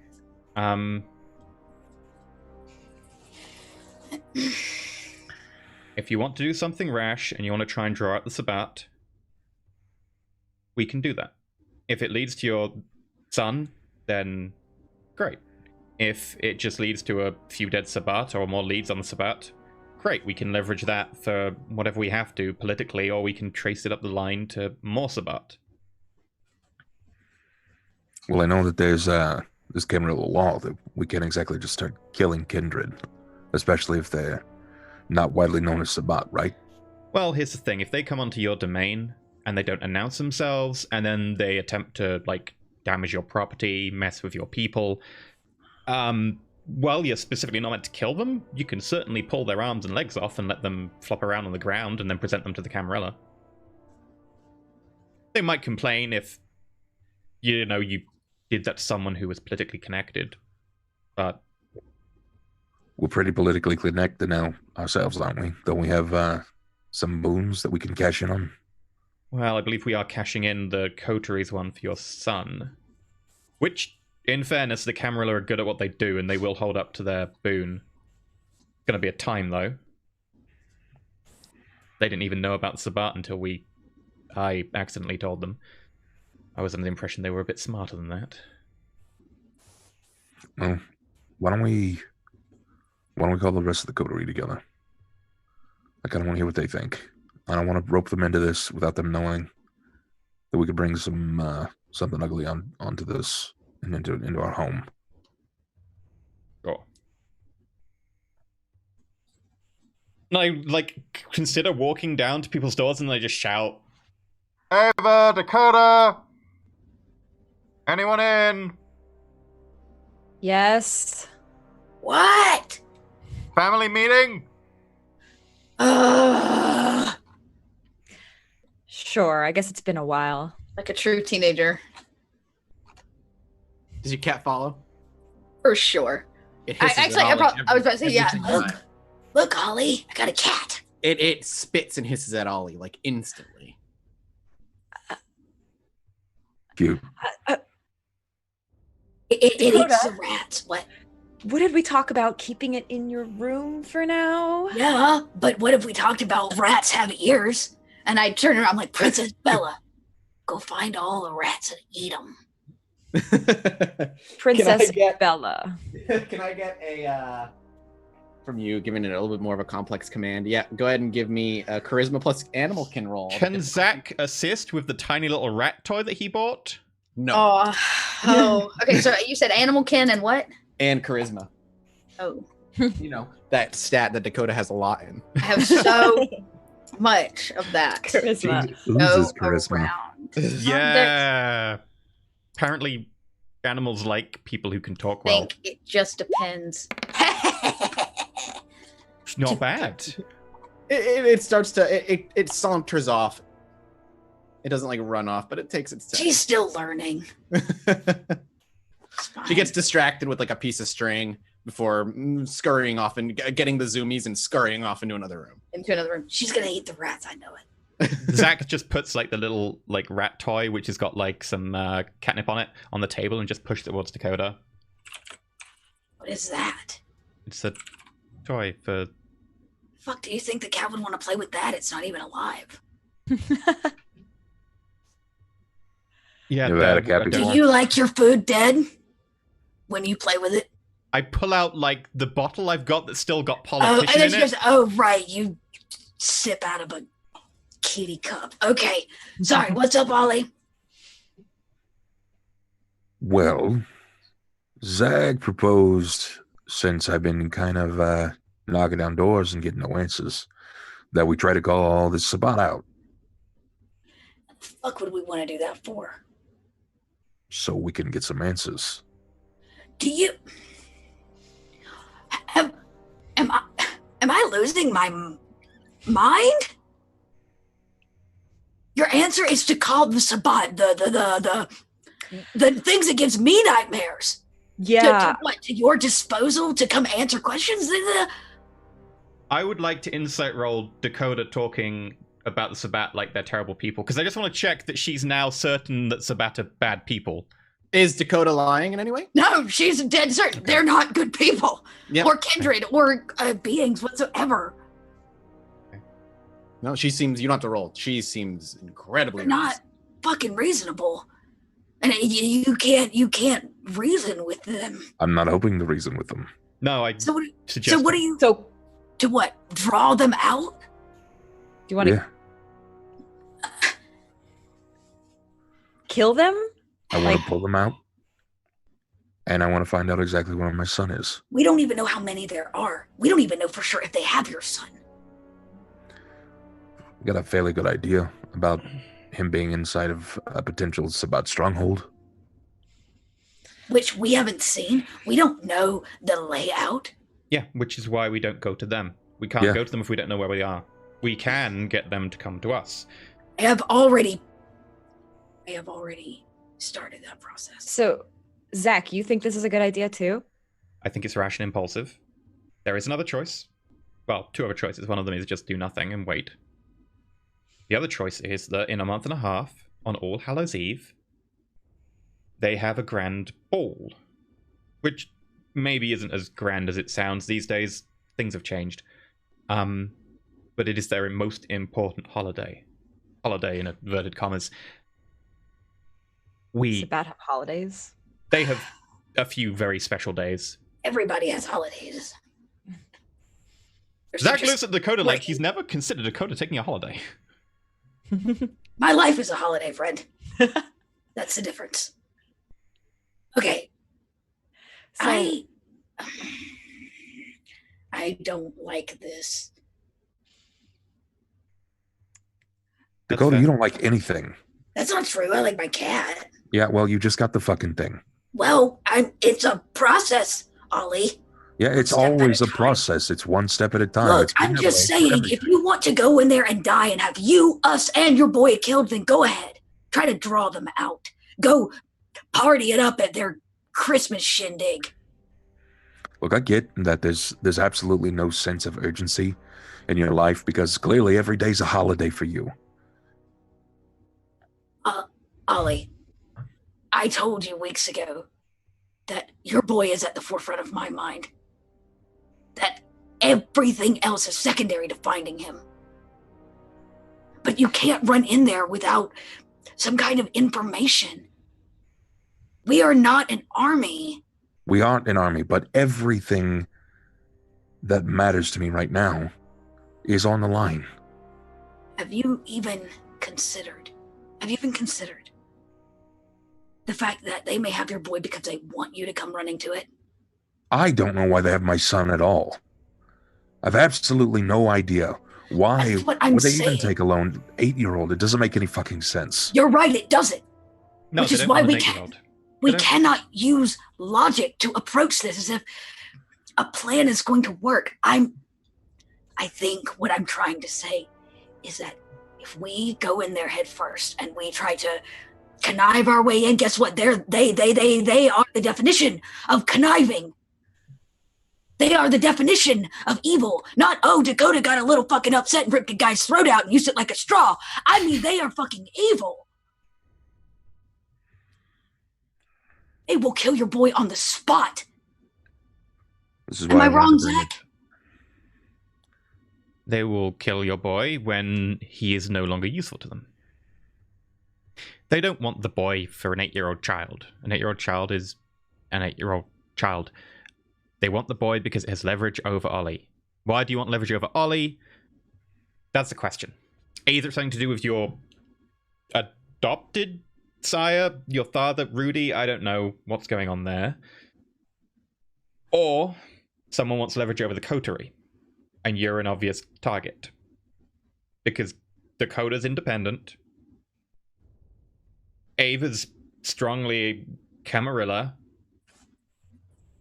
and I'm somewhere in the middle, independent but aligned to my sister. And you are the glue that holds us together quite a lot of the time. You're the one talking sense. If you want to, What if I wasn't? What if I wasn't? What if I? Well, what favors do we have left? I won't lie that we did ask the Camarilla to help us with this, and the fact that they haven't discovered anything yet. 2 weeks. They need time. They didn't even know about the Sabbat until we told them. I think we should leave it to them. They are they are the most powerful group right now in Chicago. And if anybody's going to try to take down the Sabbat, they would be our best bet. We could try to help them. But I don't think we should just do it on our own. Show of hands of who thinks Mark is Sabbat. Potentially. Yeah. I swear there's a point to this. Participate, damn it. I'm gonna abstain. I think there's more going on with Mark. What did we take from Mark? His goal. What else did we take from Mark? Their book, Mark has been. Oh my God! I swear, did we wake up on a different planet today? We didn't take. That wasn't his to begin with. Yeah. No, but he wanted it. So what? He could have fucking gone and got it. Ollie, He's not exactly maintaining any level of communication with us, and he can. He's deciding not to. I'm just saying. For reference, I think both the Anarchs and the Camarilla tried to get the book, but were too late. From what I understand from Ava, there were a number of people who went to Vanessa's apartment and were turned away repeatedly. So what is it that the two of you did so special? Remind me again. We What talked did to Vanessa and got a book. Yeah, so you're saying others went after the book and she didn't give it to them. There is a small chance that whoever's got Ollie's child is trying to use it as leverage for the book. Exactly. You want your child back? Have you considered a trade? Nobody's exactly reached out to me. Nobody wants to talk to Ollie. They just want to take my shit and try to manipulate me from the shadows. And I'm not disagreeing with you there, friend. Don't forget, we're not against you. So, instead of rashly planning to rip their faces off, which I can get behind eventually, can we maybe try a different route? The other route, we can do some, and I know you're going to pout at this, but research. They've got a big shindig. I don't want to attend the evil holiday shindig. Oh no, I was thinking more like we just stake it out. Maybe we take some names, take some pictures. We don't even have to fight anyone. And if we can do that, then they're busted. We hand them over to the Camarilla, and they can knock them out and see what falls out of it. We don't have to fight anyone. And we now know there's La Sombra in town. The Sombra used to be part of the Sabbat. And they used to be the people in charge, power manipulators, etc. With the exception of the flesh crafters, to an extent.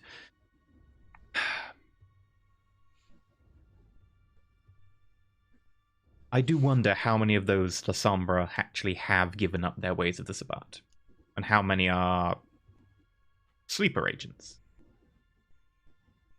Coming back, join the Camarilla, and eventually screw things over again.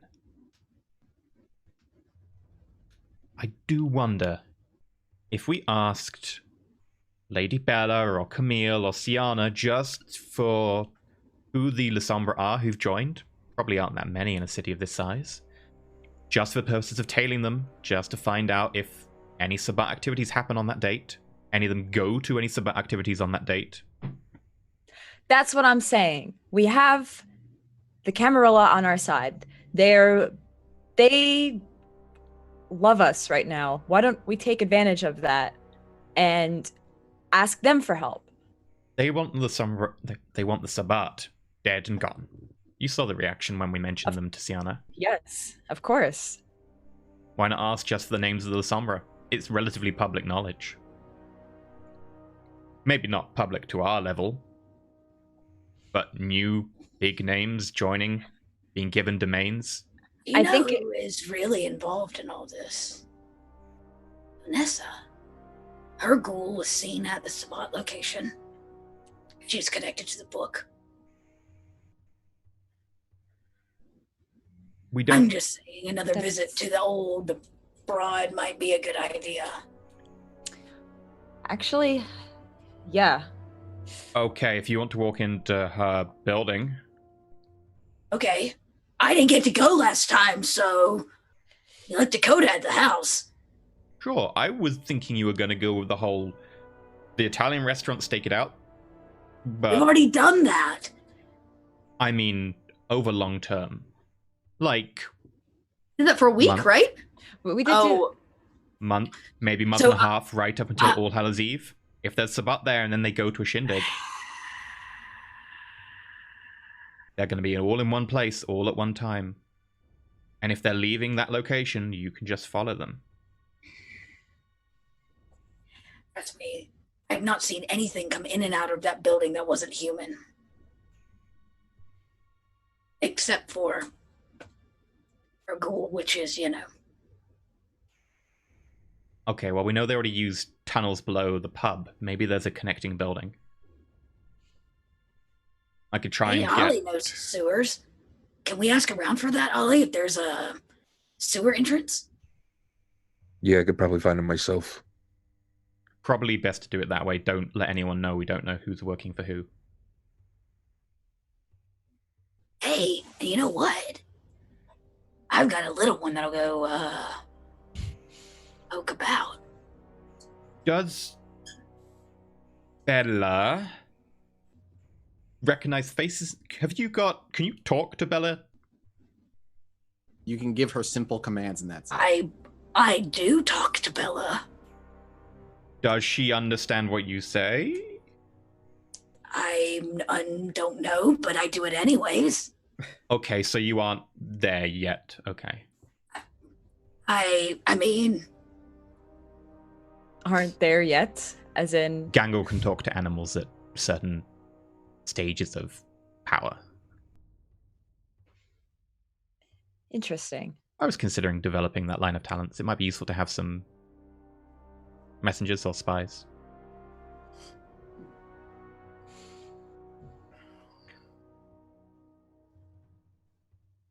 Okay. In which case, do we want to try and stake out All Hallows Eve? We don't need to act upon it. We can just get some information.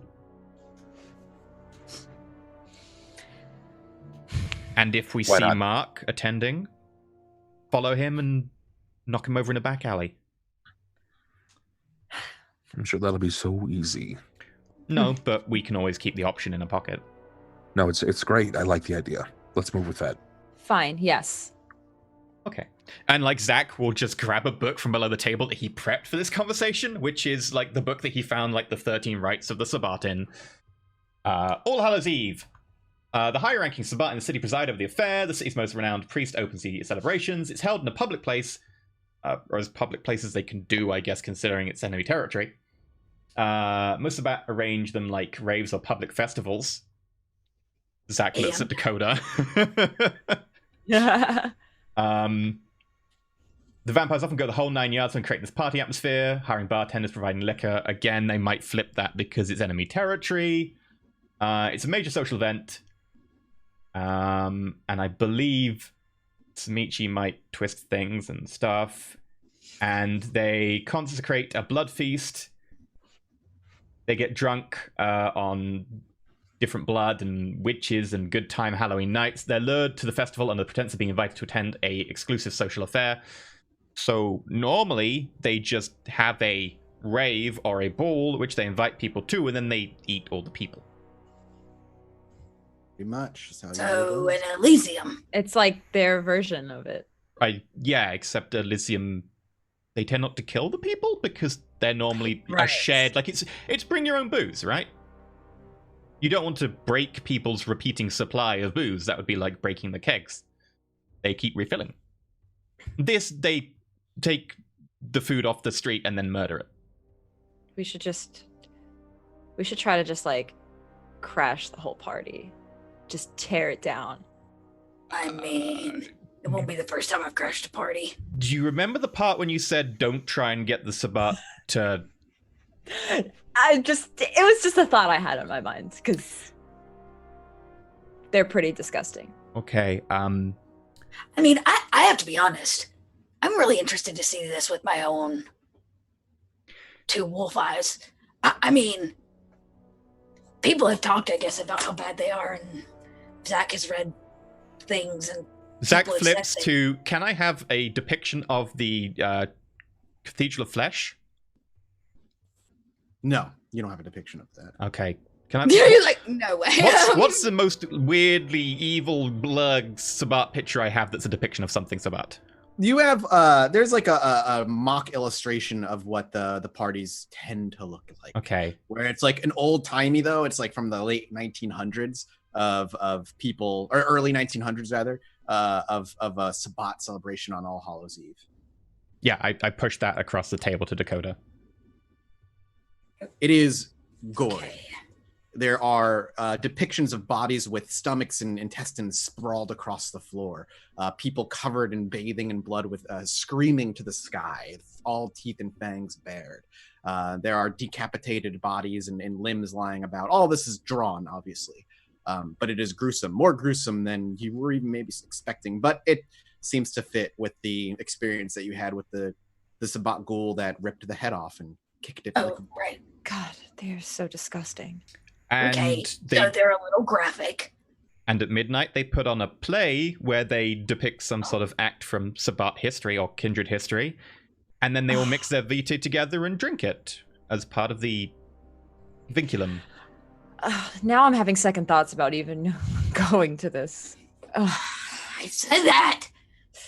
This This is is not like a gift trading Secret Santa kind of a party, gang. Well, under the right lens. Yes, that's true. Depends on what I guess you're trading. And the people are the gifts that you open up. Okay. We don't necessarily have to attend the party because it's probably literally going to be a handful of Sabat. Don't you think that they're going to have extreme security?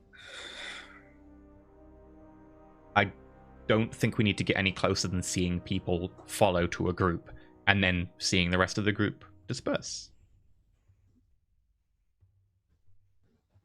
It's a long shot whether we can follow them or whether we even find them, but if we do, we wasted a Halloween in exchange for good information. If we don't, call it a bonding experience. So we don't get to go. Okay. Do you Okay. go trick-or-treating? Oh, you go trick-or-treating.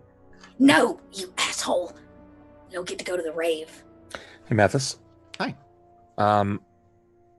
I'm not going to stick around for this All Sure. Hallows Eve lecture and all that nonsense. I want to go to this. I want to kind of take a peek at this location where my son is supposed to be at. The place above the La Sombra restaurant. Yeah, this La La Sombra? La Sombra.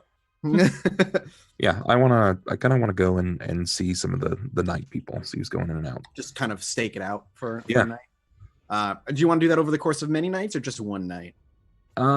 Zach would suggest if you want to do that, just keep doing it until the All Hallows Eve. Like, if we think Sabat are there, straight up, go for it.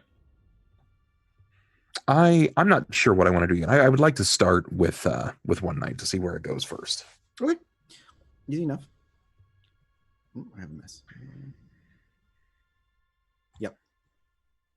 Okay, that's easy enough. The three of you guys are going to just. The plan then is to wait for Halloween and stake out Halloween then, Zach will or gather information until Halloween, basically.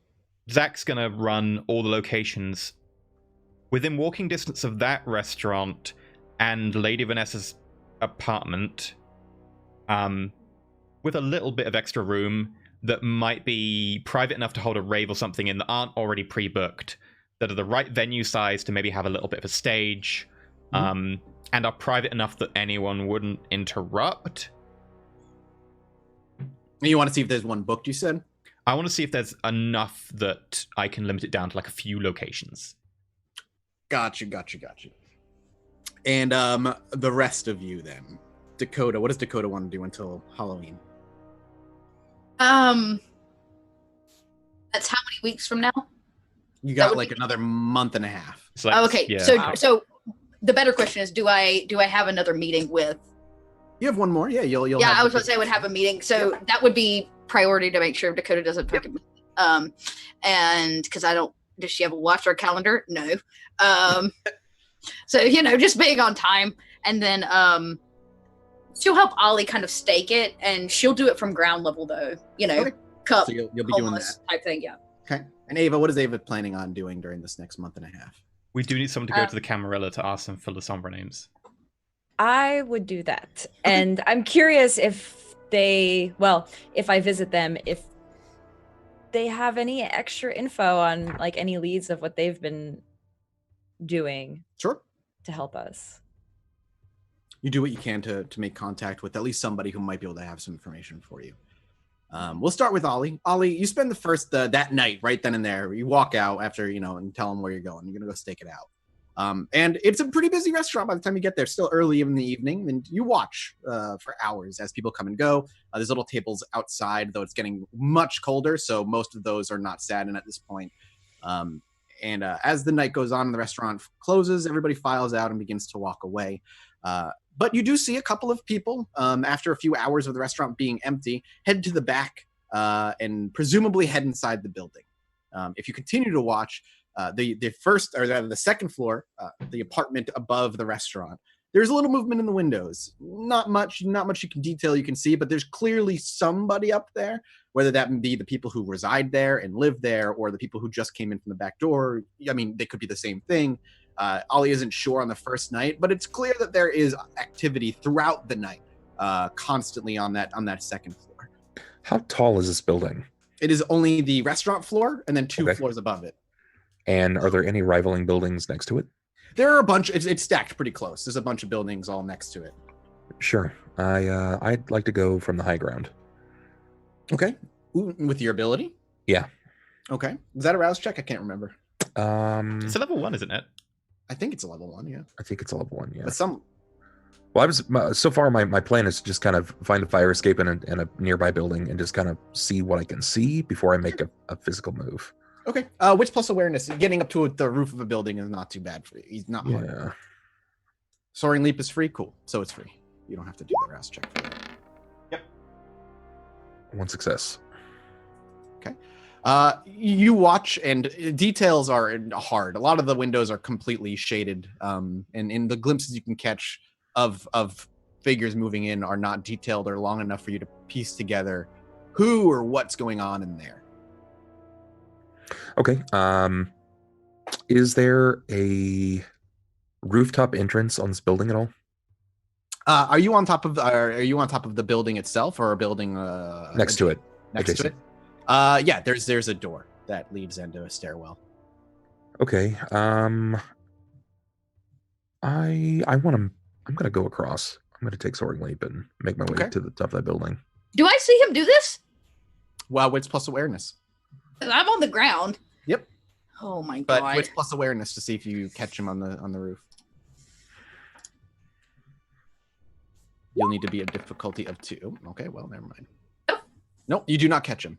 You do not see him leaping. Playing with my cat. One to the other. You're trying to give Bella a command, and she's just like, it's too complicated. Roll over. I'm going to trigger my silence of death. Okay, so you are now silently moving.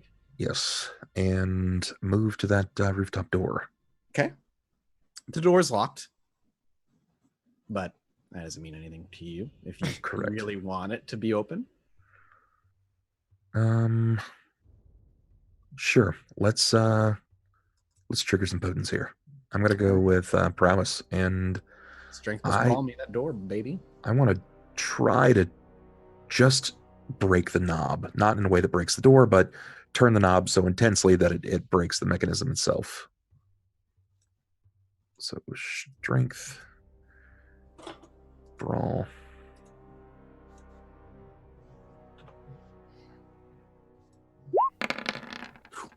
Nope, that'll do it. 4. Yeah, it's easy. How explain how Ollie goes about this? What does it look like? Well, I'll make sure that I've kind of grabbed hold of the handle. I'm guessing it's like Just a steel or metal. brass or something like exactly. Yep. that. And then I'll flinch down tightly and just turn until I can hear it start to wrench, and then slowly turn it until I can feel it pop off. Yeah, and you do. It doesn't take much. You quickly feel like the lock, and like you said, as Ollie just kind of keeps slowing, you can eventually hear the creaking of the metal bending under your very own strength. And with a quick little tug, you actually hear the snap, and the handle actually loosens and kind of falls directly down. But the door is unlocked, and it just can now swing open. Okay. All right, I'm gonna send you a quick message. Sure.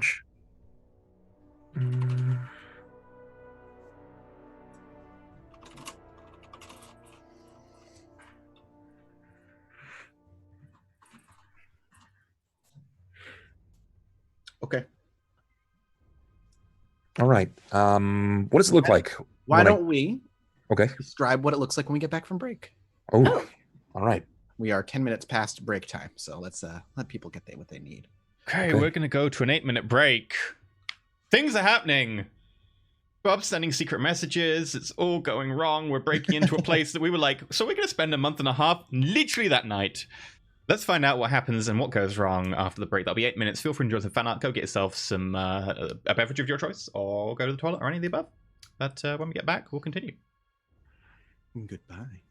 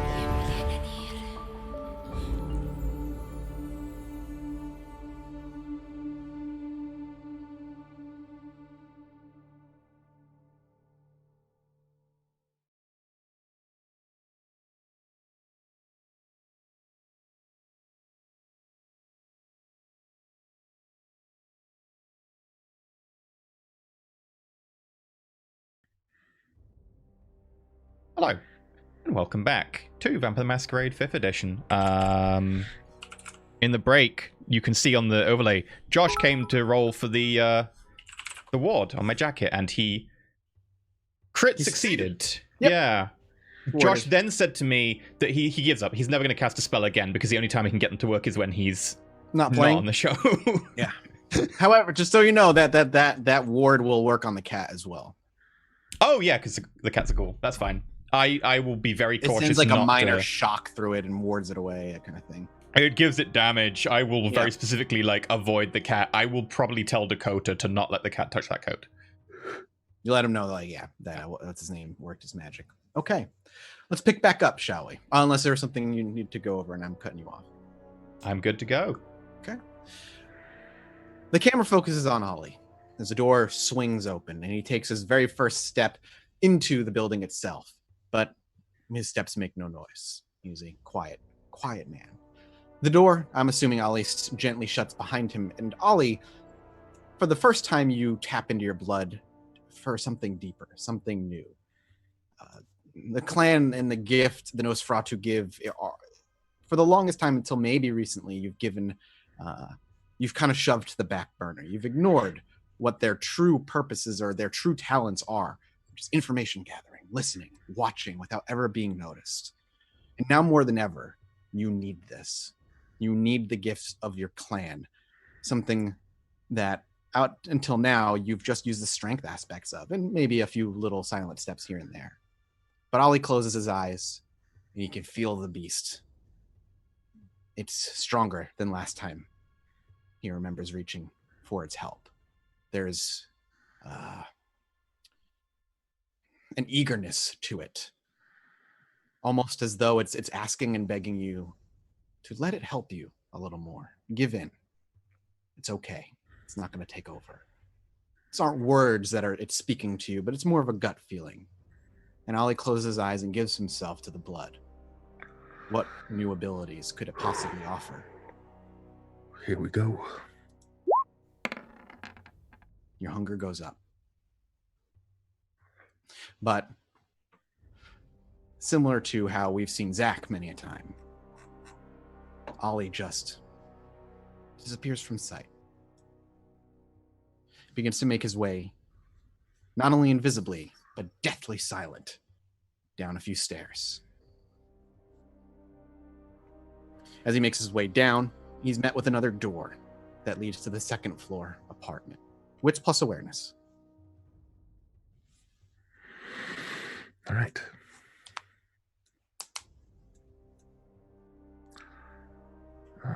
Sheet, normal, wits, awareness, go. 3 successes. It's a wooden door with just a metallic doorknob. It's a little circular and it's golden in tint, but it's clearly rusted and not actually a gold door handle. And Ollie presses his ear up against the door. Listen, see what's there. There is movement. Very minor, you barely pick it up. It sounds like gentle metal. You're not quite sure what it is, but it does sound like you're hearing something metallic on the other side, a jangling.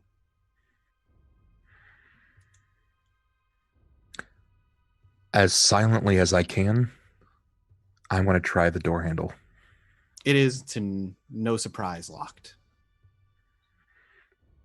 Is this to a room that I had seen from the outside? No, it is towards the back of the building, one that you were not able to see inside. It was dark, lights are off.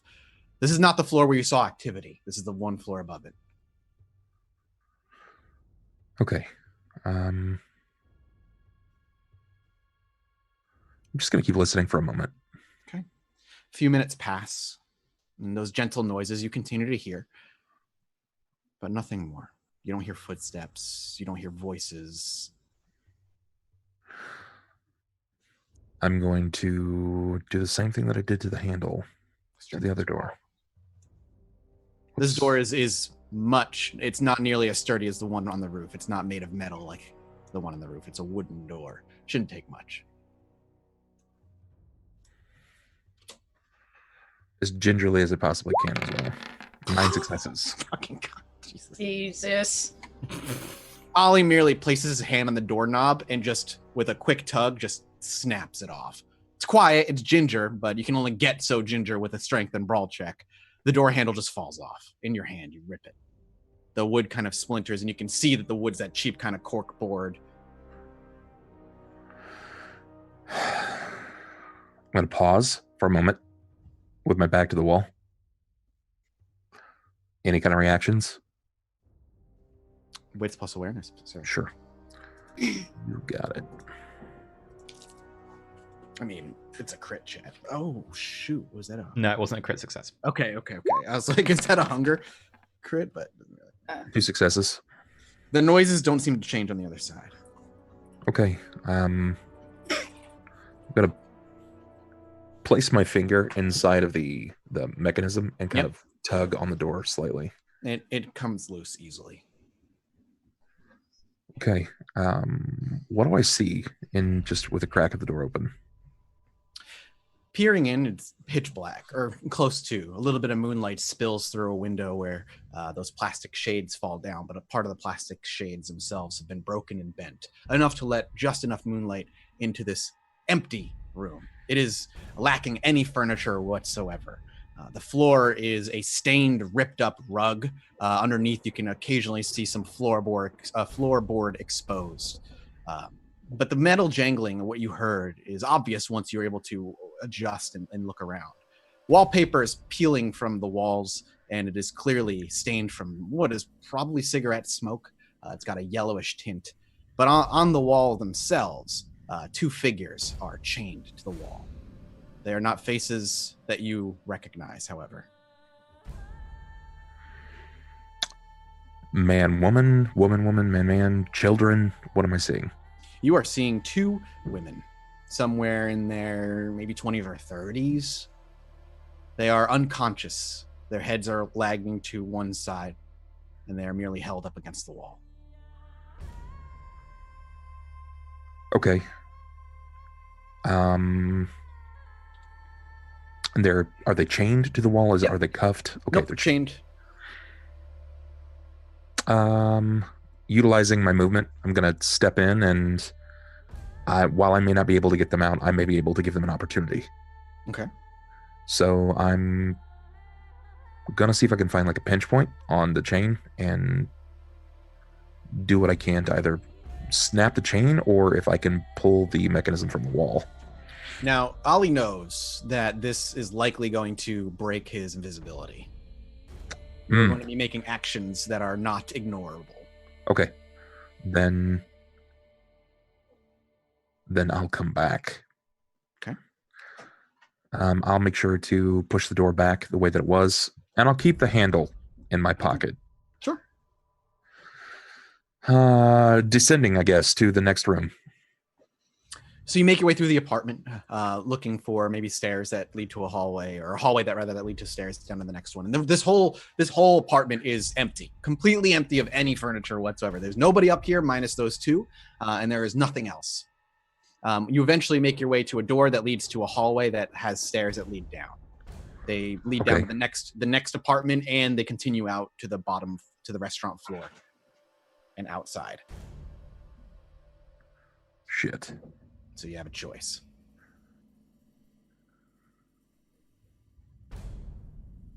I'm going to go to the first location I can. Okay, that would be the next apartment down, the one you saw activity in. Yeah. Wits plus awareness, I'm assuming, if you're listening. Please do. That's perfect. 3 successes. This time it's there's obvious activity. You hear some footsteps. You hear voices, though they're muffled. What exactly they're saying, you're not entirely sure. But there definitely seems to be at least voices of 3 separate individuals, 3 different male voices. What are they saying? Anything of importance? Trying to focus on if you're picking up words, see if you can catch anything. Most of it, from what you're able to pick up, most of it seems nonchalant. Light conversation, maybe. Talking about football playing on TV. Okay. Next next door. Okay. You mean go down further? Yeah, the next. It leads closest outside. way. Oh, it just leads flat outside? Yep, it just goes flat down outside the restaurant. It leads to a side exit. Damn. There's got to be something that I'm missing.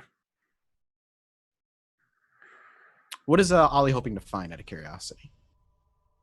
What's running through his head as he's going through these floors? That Rowan could literally be in any of these rooms.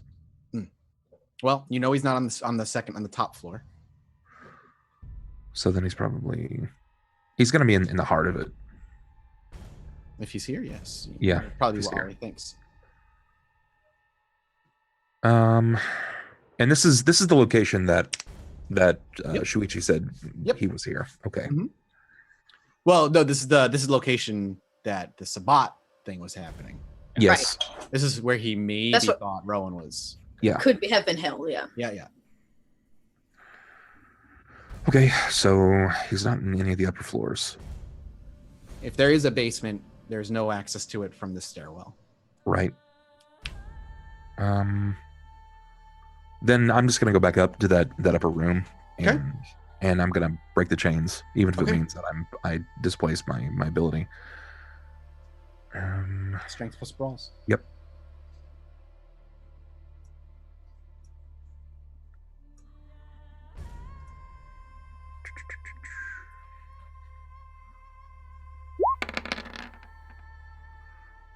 Okay. 5 successes. Your camouflage fades away. It's less that it fades away, and it's more that you can be seen. You're making enough noise where people can't ignore you anymore.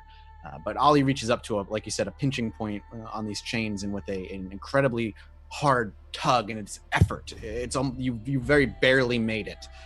You can hear the metal bending. You can't quite get it in one go, but if you keep applying your force, you can feel it bending until eventually you can feel the chains snap, and 2 of the chains that snap tumble to the ground and collide with the floor, making quite a loud bang. Are they unconscious? Yes. Do they look like they've been fed upon? You could guess that. There are no markings, but that doesn't mean that they weren't sealed up. They look a little paler than normal. They're breathing a lot shallower than normal. And she falls. This one falls forward. Wits plus awareness. Yeah, sure. I'm gonna try to catch her if she's gonna fall. Sure. And you can also maybe a wits plus awareness, and then to catch her, please, add dexterity plus athletics. Sure. So 3 on the wits. 3 on that. You said dex plus athletics. Mm-hmm.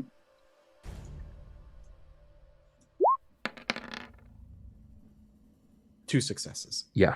It's easy for her. 2 successes is enough. Where she kind of topples forward, and very quickly you're able to put your arm out and kind of pull her towards you and gently lay her on the ground if that's something you're looking to do. But after the chain collided with the ground, you notice, or rather what you hear is what sounds like hurried footsteps making their way downstairs towards the stairwell. Okay, I'm gonna put my back up against the wall and re-trigger my invisibility. Okay, please do. That's a simple rouse. Definitely holding my breath for this. Hunger goes up again. What are you at, hunger-wise? 3. Okay. You're 1 away from danger. Yeah. But you re-trigger your camouflage, and you said you stand up just against the wall? Yep. Okay. Within a few more seconds, the door flies open, and 3 larger-looking gentlemen kind of bust through, all wearing just kind of casual clothing. They all look in shape, I think is a good way to put it. One has a pistol out. The other 2 just are behind him. And when they run in, the one in the front looks at the door. He's like, "This one too. Watch the outside." And he kind of points at one, and one goes back into the stairwell, and you hear footsteps going upstairs. And then he looks at the other one. He's like, "Just watch the hallway." And he steps out. And then the guy with the gun just starts looking around, clearly sees the woman on the ground, and rushes over to her.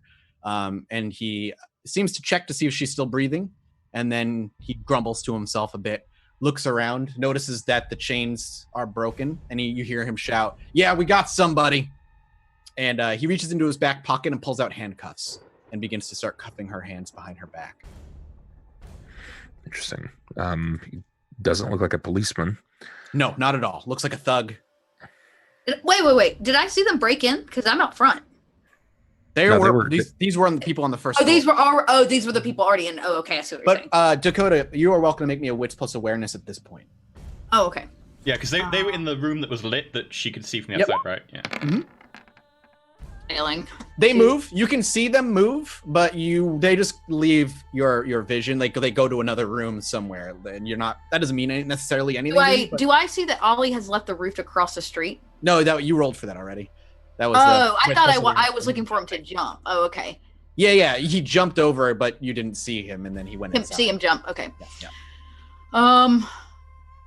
Yeah. You see them move from the lit room to another room in the back, but it's not. You can't really infer anything from that. Yeah. There's just people moving inside. Yep. Okay. Can I get to their room? You mean downstairs? Yeah, to the room that they were in.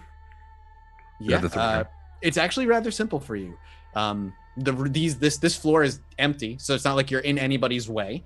So you can walk past them without them noticing. And the guy standing in the hallway, he isn't blocking the doorway. He's like not leaning against the wall, but he's up standing by the wall. And he's just looking around. You can easily just kind of walk past him, and he is completely oblivious to the fact that you're there. And you make your way downstairs, and the door is unlocked at this point, clearly. And you start making your way, I assume, just right into the apartment. Yes. Okay. And you begin to look. You begin to investigate. Wits plus investigation. Sure. Normal sheet. Wits. Investigation. That's garbage. Fingers crossed. Oh boy. It does. Ollie is not looking, when he's going through these apartments, he's not looking for evidence as much as his mind is flooded. Yeah. Rowan. I need to find Rowan. That's all I care about is Rowan. And he's right. Quickly marching his way through room after room after room after room. It becomes very clear that Rowan is not here. There are beds. There are beds. There's clearly people that are living here. Not enough beds for 3 people, but there are 2 bedrooms here, so at least 2. There's a kitchen with some food and the like. People eating, so clear evidence that at least some of them are mortals. There's food being eaten here, but there is nobody else here. Okay. Then I'm going to quickly leave. I'm going to head out. So this is the second, and this was the first floor as well, or you knocked out both the third and the second floor. Okay, the first floor is the restaurant. Yeah, so third and second floor has been cleared, as far as I can tell. As far as what you're looking for is concerned, at least he's not there. Then I'm gonna duck out the side door, and you easily do so. I'll make my way over to Dakota. Did you know Dakota was there? Did she tell you? I'm assuming Dakota said, "I'll stake from the outside. I'll watch from the outside." I mean, if nothing else, I'm readily out front, like shaking a cup of change, so I'm not necessarily hiding. Yeah. So you see Dakota right there. Unfortunately, Dakota obviously does not see you because you are invisible and move silently. Sure. I want to move up to the building just behind her, or just to the side where she's at. Yep, easily. And then I'll turn it off while she's kind of. You just have to say her name, just be noticeable, and Dakota will hear noise or what have you behind her. And Jesus! I spill my cup of change fucking everywhere. God, Ollie! I thought you were on the rooftop. I was. I went inside. Now, why would you do that without telling me? Next time I'll send a flag. No, don't be sassy. Listen, I went inside. I was not detected. They knew something was going on, but they didn't see me. They didn't hear me. There's nothing on the third and second floor. At all. Nothing. It's an empty building. No, there's a couple of goons up in the top. And some women. They were chained up. I broke the chains to give them a chance, but I think they were feeding on them. Okay, well, that's a lot of information. There are goons upstairs. What are they there for? My guess is protection during the day. They had guns, and I well, didn't exactly strike me as kindred. The 2 women, you didn't try to speak with them? They were unconscious. Looked like they were fed upon. Okay. The Based moment I on broke their chains, they heard something, so... Based on the humans that I watched the last game, were they all women? No. Mm-mm. Okay. If he attempts to describe them, it doesn't sound familiar. They don't sound Familiar at all? familiar to you. Regardless, maybe Shuichi was wrong. Unless there's something else, something below the restaurant. So... Can we walk around the back of the building and see if there's like a basement door or something? Well, there is a Can you back carry- entrance that'll lead to the kitchen and then the actual restaurant itself. And you imagine if there was no basement entrance on the outside, there's got to be one in the first floor. How do you feel about Italian? I don't exactly think we're gonna get just welcomed in, but... No. Can you do that thing that you do? Go invisible or whatever. Yeah, I definitely made sure that you didn't know about that. Oh, what, that you can't? Oh, that you can't go invisible. Oh, okay. Yeah. If I cause a distraction in the front, which I am capable of doing, you could sneak around the back. Maybe see if there's another entrance, a basement, something below. Yeah. Kindred don't really keep their preciouses on tip-top floors. Yeah, I can give it a shot.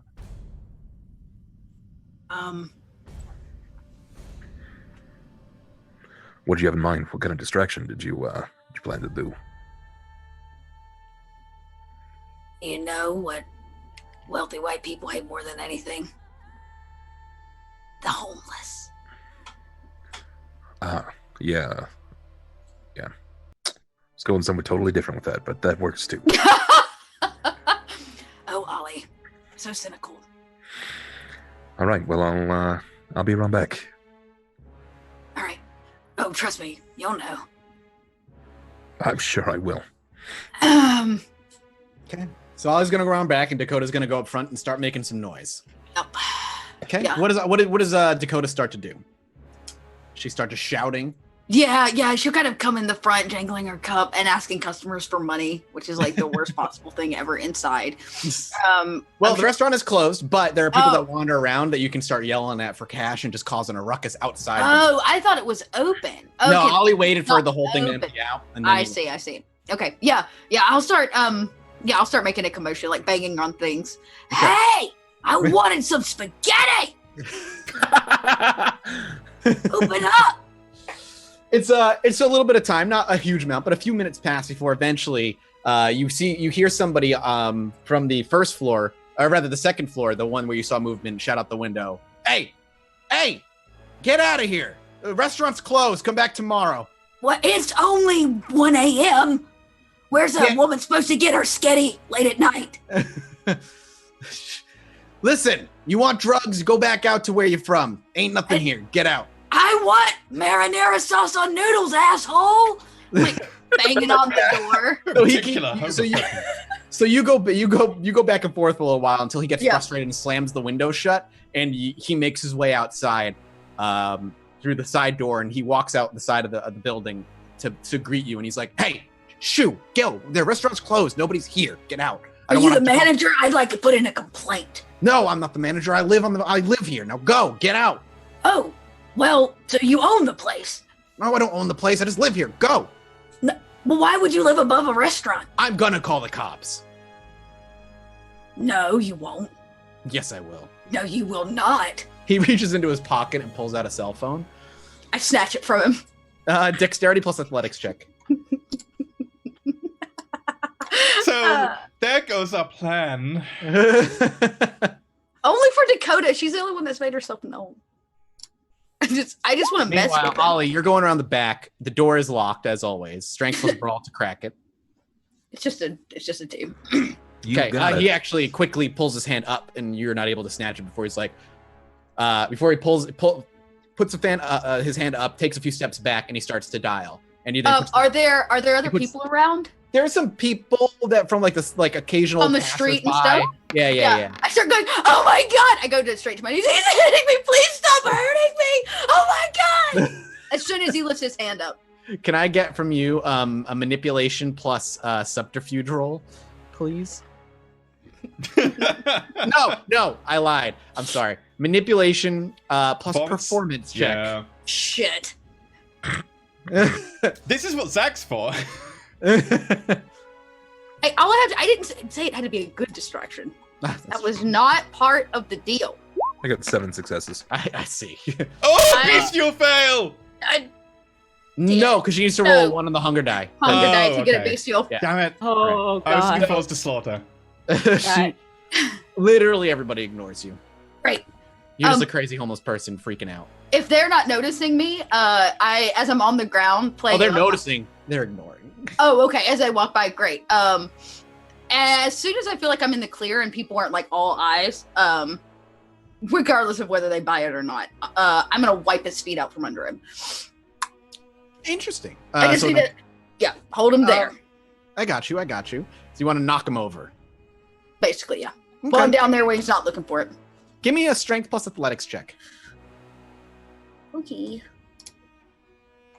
And at this point, when she goes for the leg sweep, more or less, Oliver, you check, the door's locked. You just kind of shoulder it in, and it quickly just gives way. And you're greeted with a kitchen area. I don't know if a lot of people here have worked in restaurants before, but usually the back door leads to a little hallway to the left.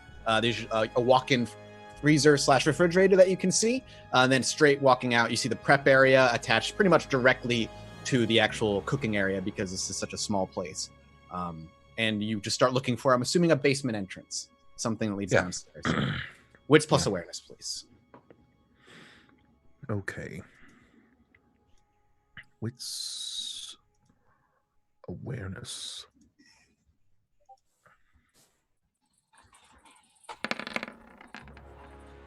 Okay.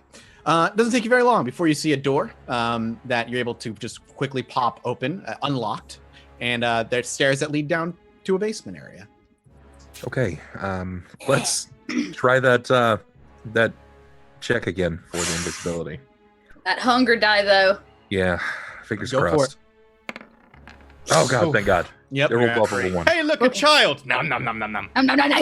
Oh my god. So you are imperceivable, and you make your way down towards the basement, down some rickety wooden steps, clearly as old as this building has been around. And the walls themselves are kind of broken concrete that lead to even some patches. You can see some dirt. That's how deep some of the holes are. And you make your way downstairs. However, back to Dakota, she sweeps for the leg, catches him off guard, and he comes tumbling down, though he keeps the phone in his hand. And at this point, he's like, yes, there's somebody just, can you just send a patrol car over? There's just a vagrant here causing a ruckus, is a noise, blah. And then he's like, oh, and he goes to the ground, and the phone kind of tumbles out of his hand as he's like, oh, you motherfucker. Yeah, I'll just kind of step on the phone with my heel. Maybe if nobody's looking. As you look around, there does not seem to be too many people wandering at this point. There weren't many wandering in the first place. It is super late at night. Right. Yeah, I just want to punch him out so he stops talking. Strength plus brawl. And he's going to get a reflex roll, basically, a dodge roll. No, he's not. I mean, you roll 6. Come on. He's not, unless he crit successes, which he does not. And with as you get up, and he clearly looks like he's reaching for something, but before he tries to shield himself from your boot, it's too late. You just swift kick to the temple, and his whole body goes just limp on the concrete sidewalk. Everybody's looking. I'm gonna go. I'm just gonna move this right over Yep. here, and I'm gonna just take his body right into the front door, put his broken cell phone on his lap, and close it behind me. Yep. And I'm back to jingling my cup before anybody. Okay. So you get a little distance away, and Yep. you kind of get to an unsuspicious area, and you start jingling the cup as you crack that guy. Actually, can I go around back just to make sure I don't listen for Ollie, just in case things go awry? Like, I just want to be close enough, maybe where I could you want to head to the back area where the door yeah, is? and just hang out in the alleyway. Yep. Yeah, I'm not There's gonna like, go. there's like a little wooden fence that is blocking the building from behind that you can lean up against. Perfect. You can just hang out there. Ollie, you make your way downstairs, and it's a store area. A lot of dry storage, a lot of dry foods and wines and the like. can I please get a wits plus investigation as you kind of crawl through this place? Definitely. I always can't seem to find. There it is. Whoops. Still have it on simple. One moment. Yeah, I'm going to be looking for like anything that looks like perchance they're moving some heavy weights, or there might be anything that could like leave raking marks on the ground. Sure. 2 successes. So you start crawling your way through here, and it's mostly dry storage. Lots of just foods and rice and drinks and eating. There's a little area in the back of the basement itself that's actually got a metal cage around it and is locked. And that catches Ollie's attention. But as he goes over, he realizes it's the liquor. The liquor's locked away. But he continues to look in hopes to find something. And maybe a bit of both, to a little bit of relief to Ollie, but also a little frustration to Ollie. His son is also not here. There is no person in the basement. However, he does come across some spare chains that are left on the ground, somewhere kind of tucked behind some of the rice in this basement. Is there blood or anything on them at all? Nope, you do not see blood, just spare chains. Could just be literally spare chains. Okay. But Rowan is not here. Then I leave as quickly as I got in. I'm gonna get right back out. When you walk out the back door, you see Dakota leaning up against the fence. She doesn't see you.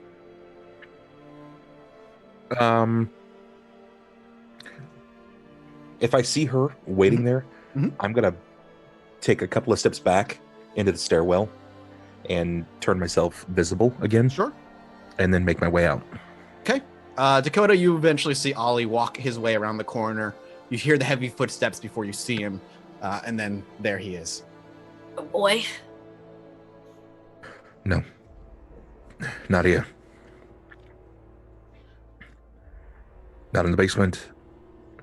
Not here. Not that I could see. All right. So... I think Shuichi was wrong. Well, he was just a guess. No, but I guess I just bought too much into that hoodoo blood magic bullshit.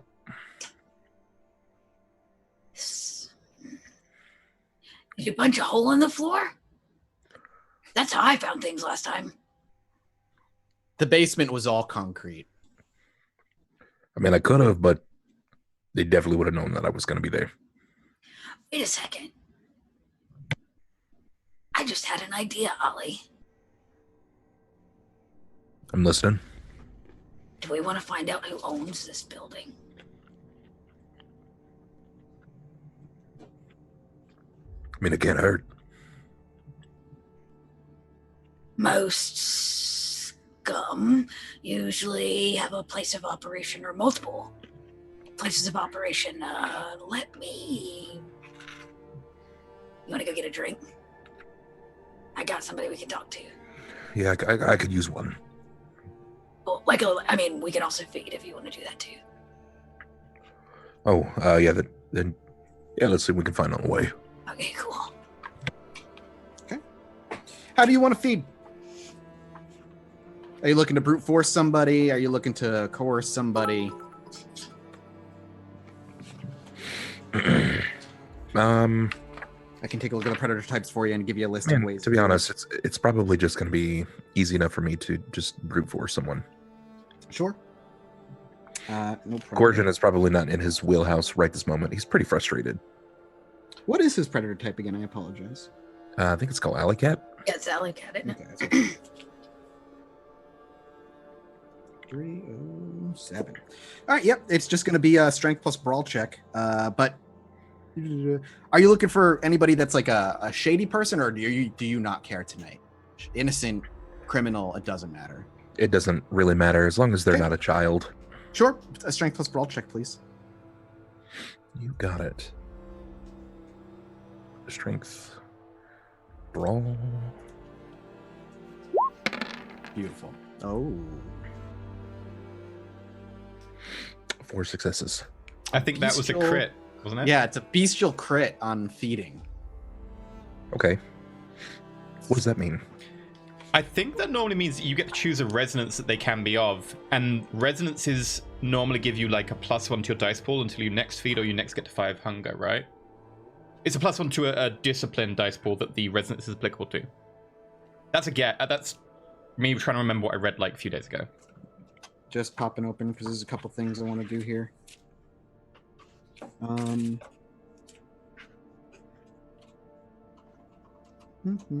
Okay. Yeah, so you're welcome to choose your resonance. Basically, the idea is, like you said, you get a bonus to your dice pool depending on the resonance that you end up picking up. What would you like a bonus to in your dice pool? It's disciplined dice pool, so it'll be either your obfuscate or your potence dice pool. Which one would you like? Probably obfuscate. Okay. So it's obfuscate or potence then? Just yes, whatever your disciplines are, you're gonna get a bonus. Yeah. Whenever you roll that dice pool. Okay. For potence, then it's going to be a choleric resonance. But basically, you're going to get a bonus to that particular dice pool for a little while, feeding on this person. But you're able to bring your hunger down to 1. Perfect. Does Dakota feed as well? What does Dakota add for hunger? Oh, 1. Oh, she can't feed then, unless she wants to murder somebody. No, I guess we'll keep I imagine she can feed for the enjoyment of food. I mean, that's 2. Yeah, she can just be gluttonous and gorge herself should she choose to. And the plan was after that to go for a drink and meet up with Dakota's particular contact. Just to kind of hit my, do the bar hop scene. Yep, you do the bar hop thing. You spend a couple of hours looking for him, but eventually you do find him in one of his regular places having a drink. You haven't seen him in a while, but here he is. He's sipping a Bud Light. I like grab Ollie or whatever, and I pull him down, and I'm like, he's kind of skittish, so he's a weenie. So you don't want me to talk at all? I mean, your presence will be enough, my friend. All right. Is this gonna be a problem? I look at him like, no. Just wait here. So you have Ollie wait outside? No, he can come in like in the bar or whatever. I just don't want him to I always show up by myself, and I'm afraid if I show up with a big brooding. Cool. So keep him at a distance. More yeah. Just give him some space. Maybe he grabs a place down the bar or something. Yeah. And you make your way over to him, who's sipping a Bud Light. Yep.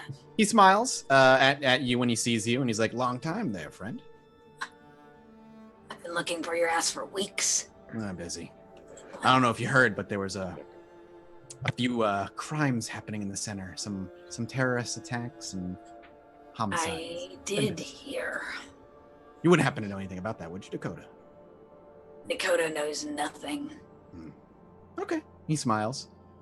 That being said, I might be able to trade you for some information. He just sips the Bud Light and he continues staring forward. What you got? I need you to run a building through your system and tell me who owns it. Sure. What's the building? I give him the address of whatever the Italian place is.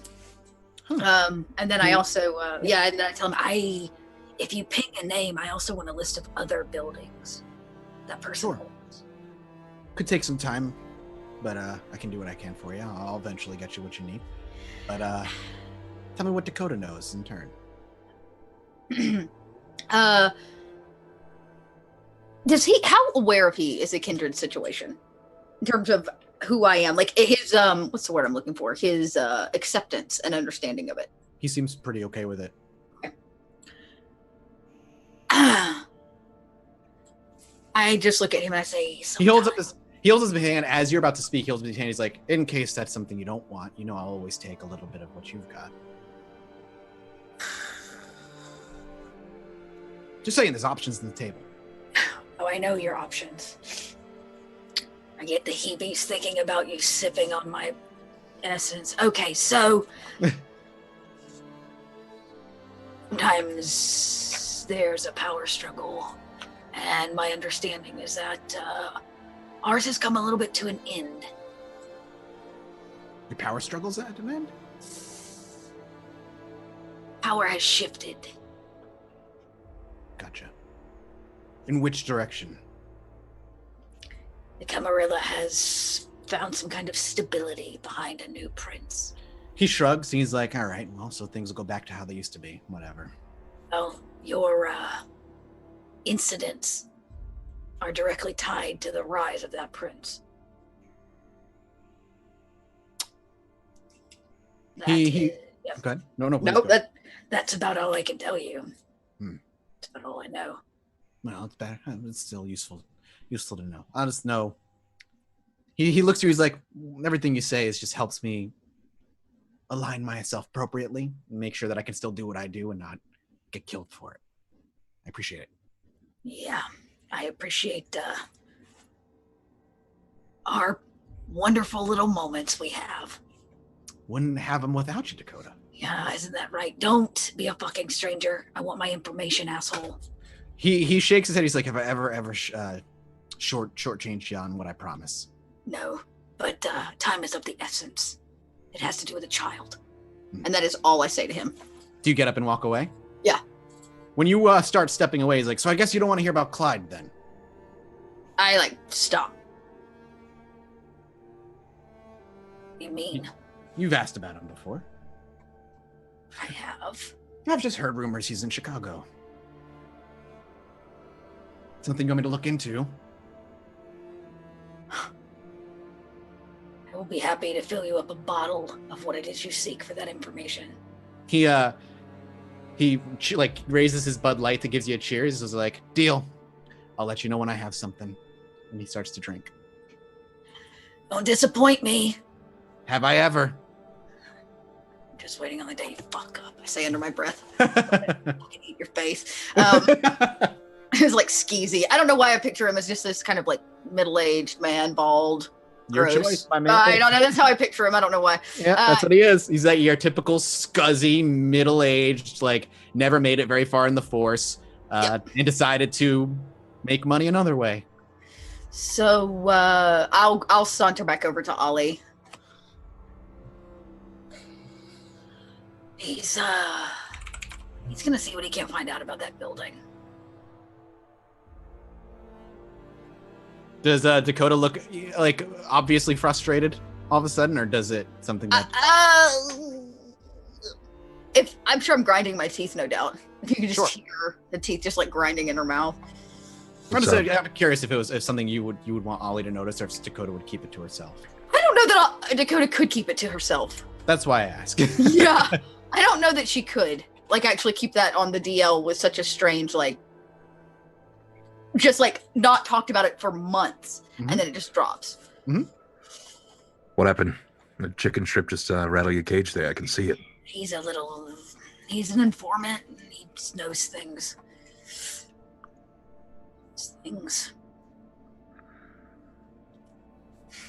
All right. I'm not here to judge. I don't care if he knows anything about anything at all. Well, that's good because I just gave him some information. Is it useful? He hasn't failed me yet.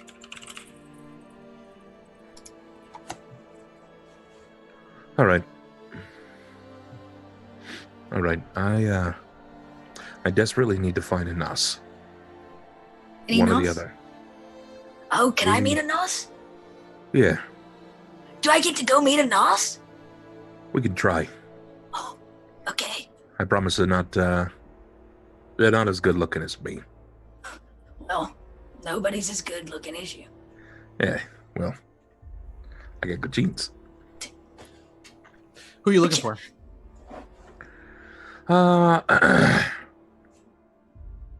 Literally any of the Nosferatus that I've met thus far. Okay. Any of them. It's going to take you a few nights of looking.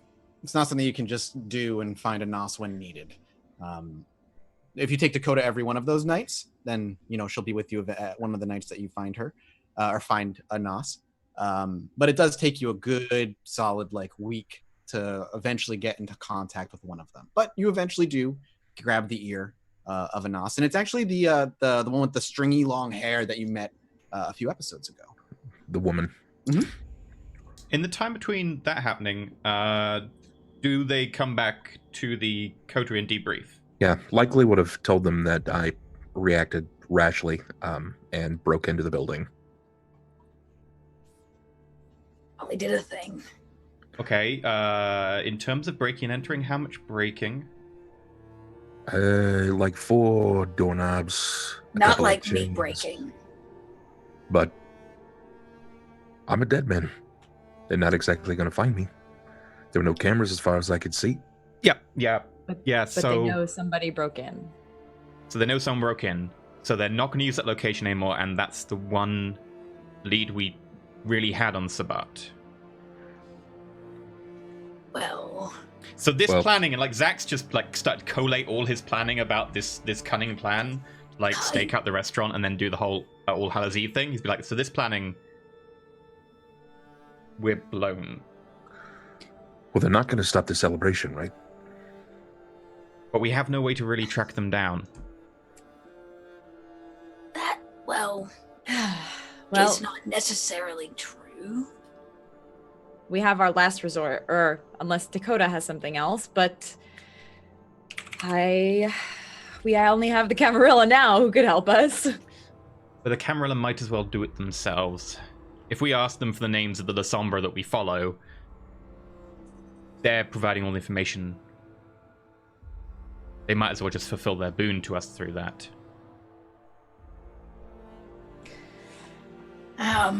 True.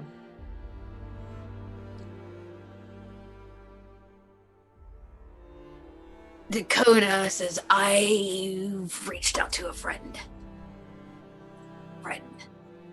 Who's an expert in the Sabat? No. Who's well connected with the city and can maybe track down who owns the building. If potentially it's that easy. You're such a pessimist, Zach.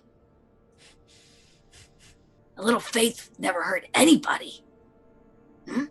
Yeah. Brighten up, sunshine. Right, Miss Bella? Probably growls. Yeah, no, if you're pointing her in the direction of one of the other ones, she'll growl.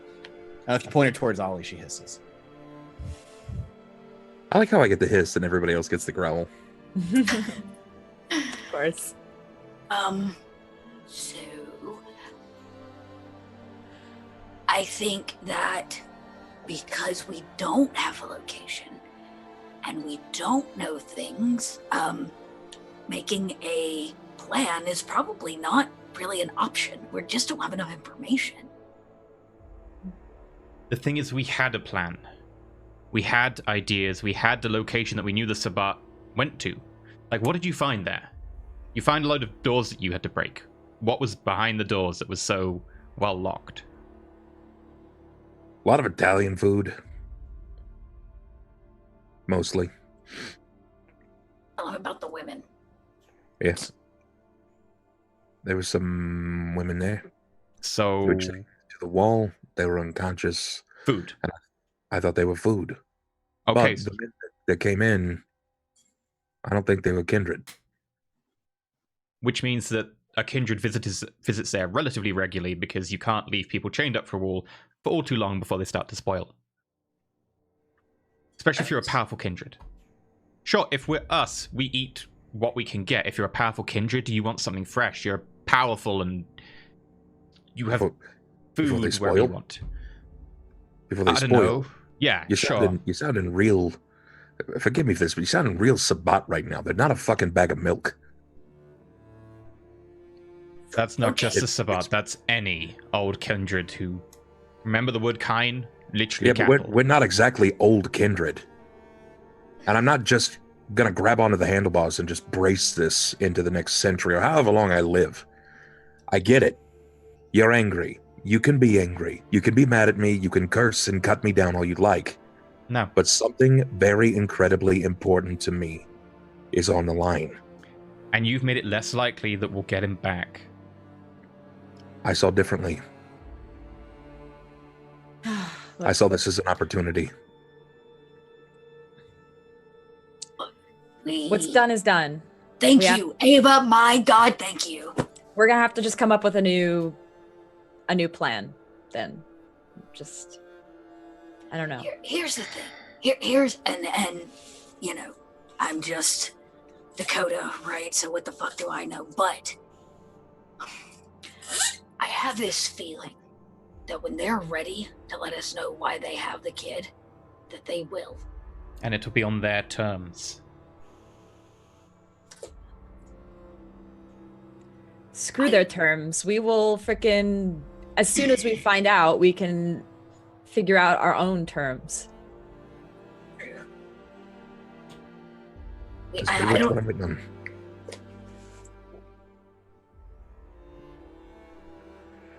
Then it was the coterie at an understanding.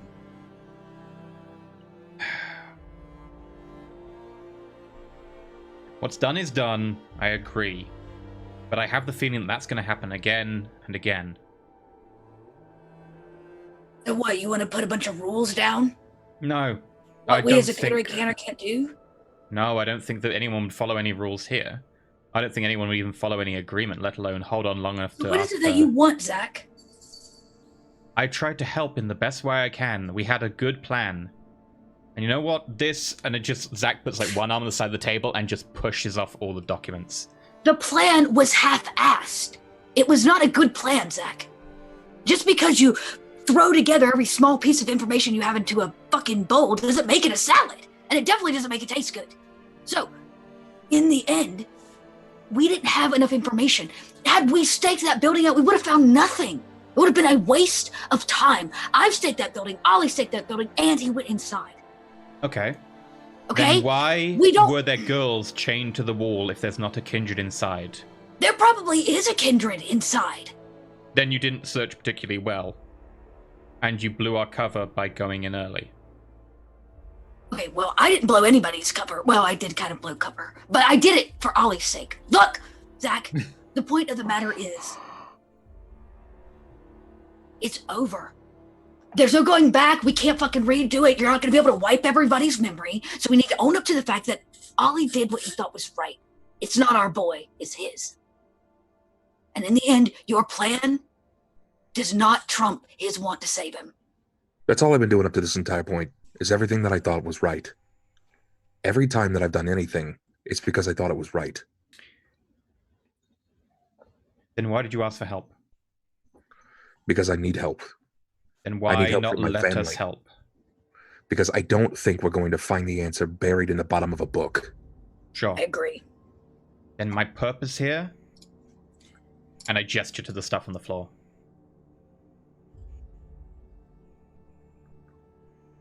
You're more than that. You're worth way more than that. Just because you're good at something doesn't necessarily mean that's the only talent you can bring to the table. You know that. But you they didn't know that. Ask for any of that help. I have been asking for help. I have, without just outright being like, please, please come save my son. I'm asking for help. I've been going to everyone. I've been calling in all favors, doing everything that I And fucking if you wanted to go can. in tonight, you should have just said, I'd have said, stake it out, whatever. But if you'd have gone in and I was there, I would have helped out. I would have investigated the inside, and I'd have done everything I can. Now, you broke the place. Our cover's blown unless we literally go back there now and have a look. In which case, they're probably either cleaning it out or it's a trap. They're not going to stick around. Let him move then. Zach, we have to move forward.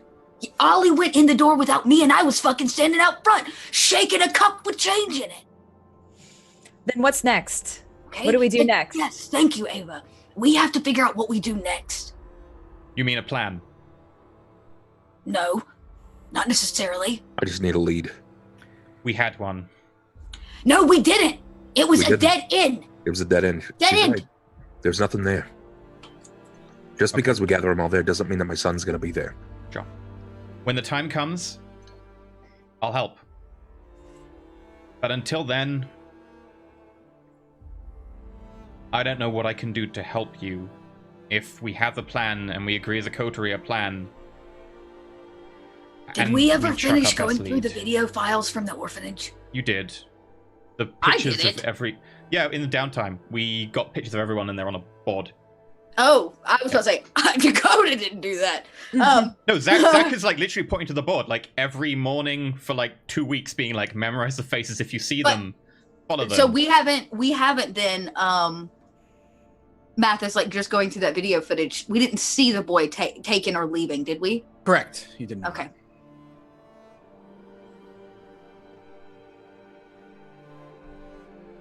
Zach, why don't you come with me to the Camarilla? I could use your help. Oh wait, can I come? I want to talk to Rhonda. Do you really want to come? I got a couple trees to shake myself. I'm gonna look for part of the Haas family. I should. Yeah, let's do it. I want to talk to Rhonda. What is your plan to do with the Camarilla, Ava? What are you looking to do? Just offer your services, more or less? Just try and surround yourself with people that you can work with? Okay. Yes. I assume by this stage, Zach's also going to explain that if they weren't aware that All Hallows Eve is coming up, and that Zach personally thinks that there's a good chance that La Sombra, maybe, who's joining back, might be involved or at least connected to a Sabbat, and that's the best lead we have to connect them. Okay. We're going to push forward a little bit here, timeline-wise. Things that you learn, we will cover now, and then we'll pick back up shortly after. So the first thing is, within the Camarilla, as you offer your services and you best you can. I mean, you do what you can while you're there. They're willing to let you help and the like, and continue searching. Was there anything specific you were looking to speak with Rhonda about? No, I just want to go flirt with her. Okay, she flirts back. Zach happily. definitely wants to speak to Rhonda if she's around, because Zach would like to get her feeling on Camille. There's a night that you're able to meet with her, basically the same night that Dakota gonna end up flirting with her. But her thoughts on Camille are respect and an appreciation for the necessary moves she needed to make. Well, you know, you're welcome to roll Wits plus Insight if you want to see if there's more to that than what she's saying. I just want her to like me. Sure. You're welcome to make me a charisma plus Oh well, balls! I should have said nothing. I should have kept my mouth shut. But if you just want to do flirting, she flirts back. She does. Okay, that's cool. I thought it was pretty like I had picked up on the vibe. So. And Zach, she seems earnest when she says these things. She seems incredibly earnest. You know what? But Zach's gonna flirt as well. With Rhonda? Oh yeah, I'm She gonna doesn't flirt back manipulate. with you. Always going for Damn something. it! Rhonda's Sorry. fine, asshole. Rhonda's fine. No, she kind of like entertains your flirting, but it's clear when she talks back, it's lacking the sexual charge that she has when she speaks with Dakota, for one reason. Ooh. You don't want any of Of it. course. So pushing forward, past at least up to the point where there is to be believed a Sabbat gathering. How many? That's 6 weeks, right? 6 weeks so far. May I roll for researching the book? Yes, please do. And may I roll for influencing my herd? Which is once every Yes. month, and it's been 2 weeks, so it would be two rolls. You make those rolls now. Researchers continue the intelligence plus academics. Academics. Give me one of those rolls because that's all you're gonna have time for. But it encompasses a month's worth of on and off time. Okay. And that's library bonus. With this book, yeah, actually, yes. Library bonus, please. And I'll have fed to Three bring more my hunger successes. down, and I will also willpower that. Okay, go ahead. You get 3. Simple.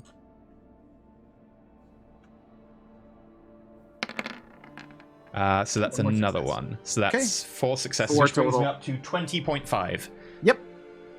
20.5. I wasn't sure if it was 16 or 17 last time. Gotcha. So you just I, round middled it. yeah, I was like, I'm gonna just call this 0.5. Okay. I'll just write that.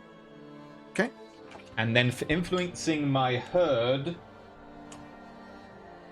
it is a 190, I believe. Herd. Insight plus manipulation, difficulty 4. Go for it. Insight. Manipulation. Specifically, I'm trying to intensify the sanguine feeling. Okay.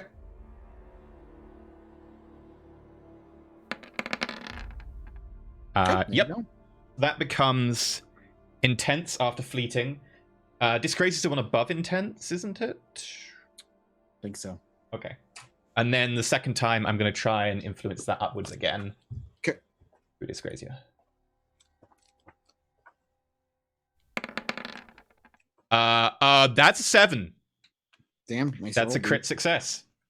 Yeah, you can't really bestial succeed like on that other than just crit, a regular crit. So there you go.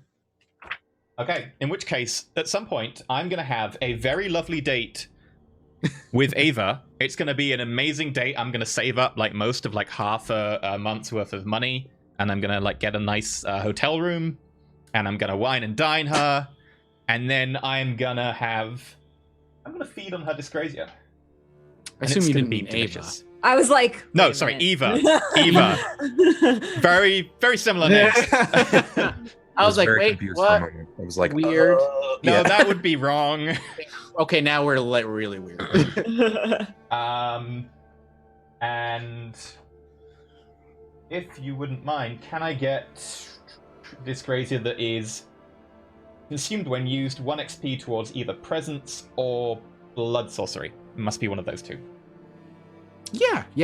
Go for it. And that means she goes back down With to crit a. succeed, I'm okay with that. She goes back down to just a Back down normal. non-plus resonance. Exactly. Okay, so that's going to represent your next month and a half about. Dakota, you wanted to have a meeting with Tori. Was there anything you wanted to? Did you go over specifically? Do you want to go through that roleplay wise? Yeah. We can. When you get there, she's already there. By the time you arrive, she's already standing there waiting patiently. Cool. I immediately walk up and I go, look, I have a cat. She looks at the cat, smiles, looks at you, and she's like, "Congratulations." This is Princess Bella. And I have a feeling you'll be seeing more of her. She chuckles a little bit. Apt name. Yeah, I'm glad you have humor. I see why Saito likes you. No. So, good to see you again, Dakota. What can I do for you today? Oh, well, we're just the touch base, because... How is everything?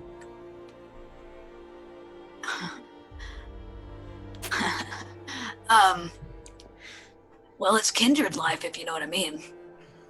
Complicated? Yeah.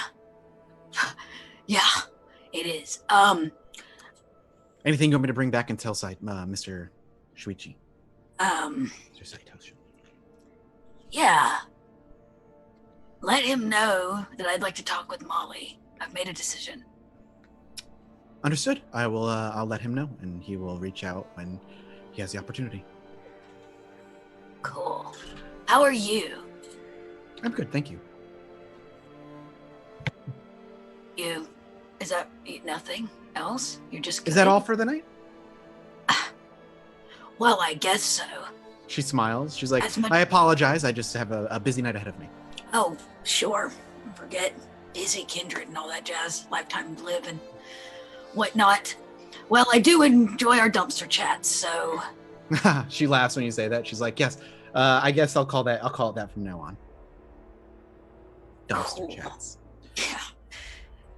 Well, I'll see Stacey. you next month. Yeah. She when you say that and like kind of like stretch out, she turns and walks. It's very to the point. Right. I literally lean over to Princess Bella and I'm like, she's really a nice person, just a little curt. Yeah.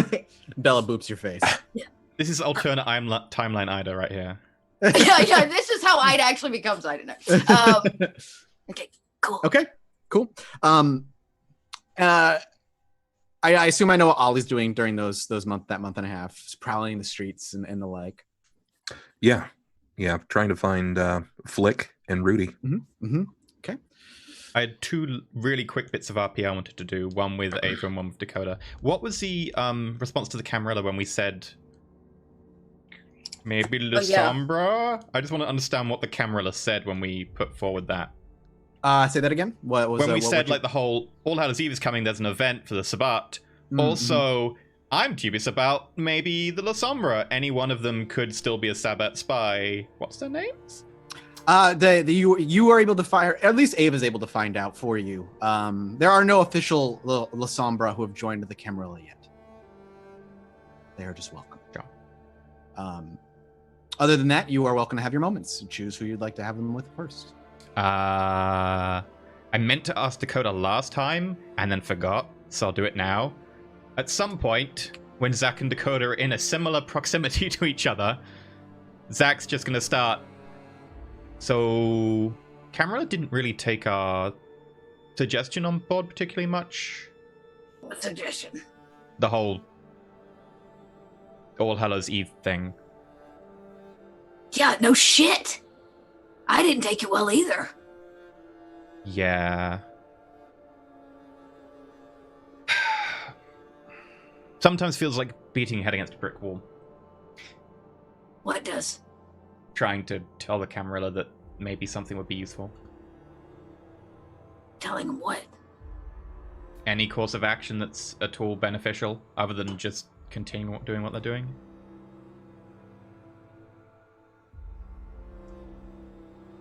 I mean, Camarilla doesn't want to talk to me, so...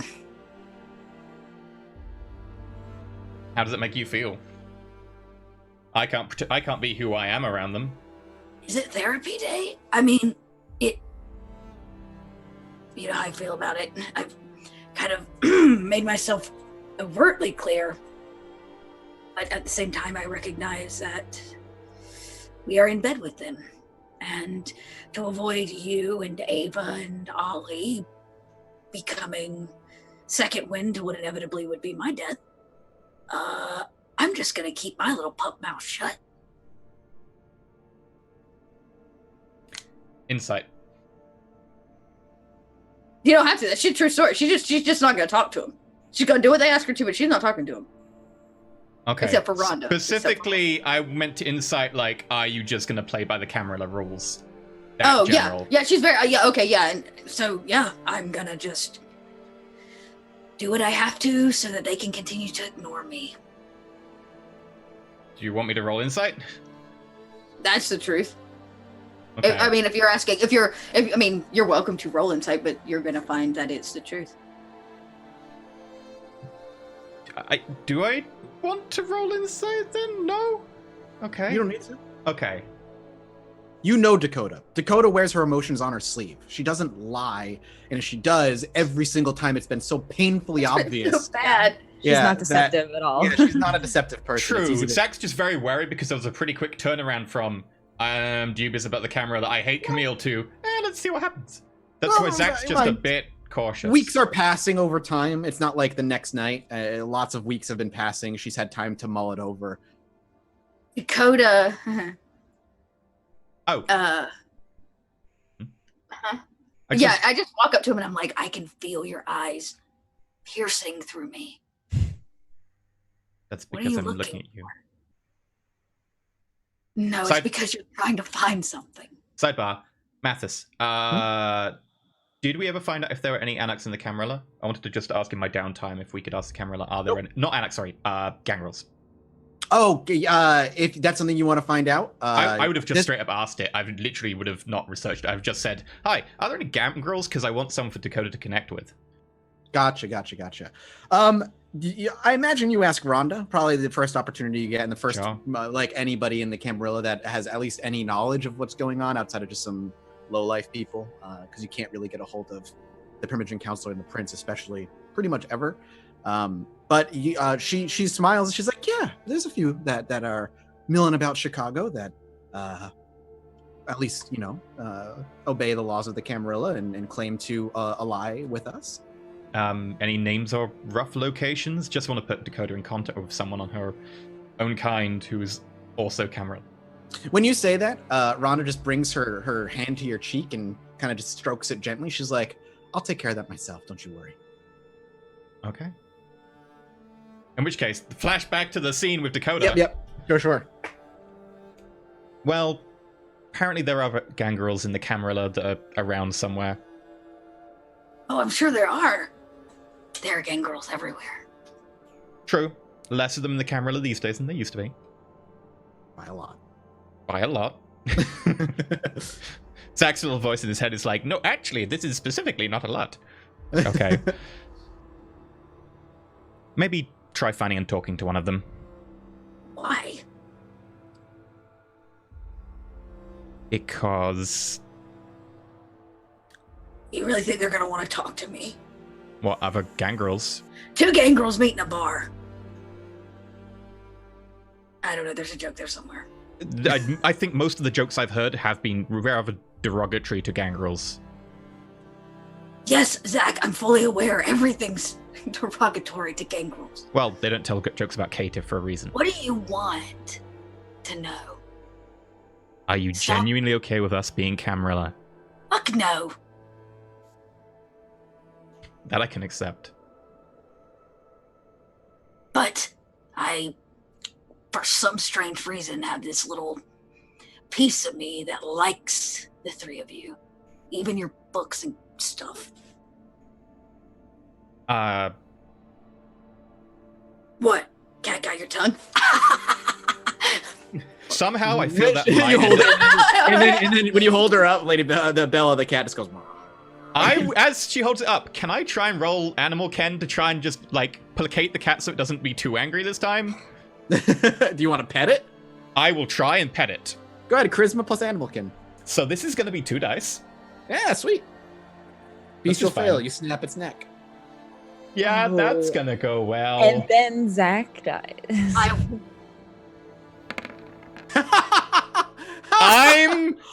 Oh my god! I can spend willpower to re-roll that dice. I'm doing it. I'm not. No. This is where Dakota eats Zach for I breakfast. can't believe you said it. Oh my god. You said it, Mathis. You jinxed it. It's a bestial fail. Oh my god, no. She just got this cat. If you kill my cat, it is over, Zach. No. Give me a We're moment. gonna have to all go through Christmas. Just give me a moment. I need a moment. Oh, he's gotta look think up I need stuff. a moment. This is bad. When the GM has to look. Why did I even try to pet a cat? I don't even know. The most simple of things. It's not that you tried to pet a cat. It's that you tried to placate the cat. Actively try and, like, make it. I just normal. wanted to try and show some humanity. Can you roll me a 1d10? Oh, yeah, Oh sure. god. It's the murder the cat option of a 1. This is, oh my He god, failed. no way. This is No. where, No. this is that curse. This is the curse. This is the cursed episode.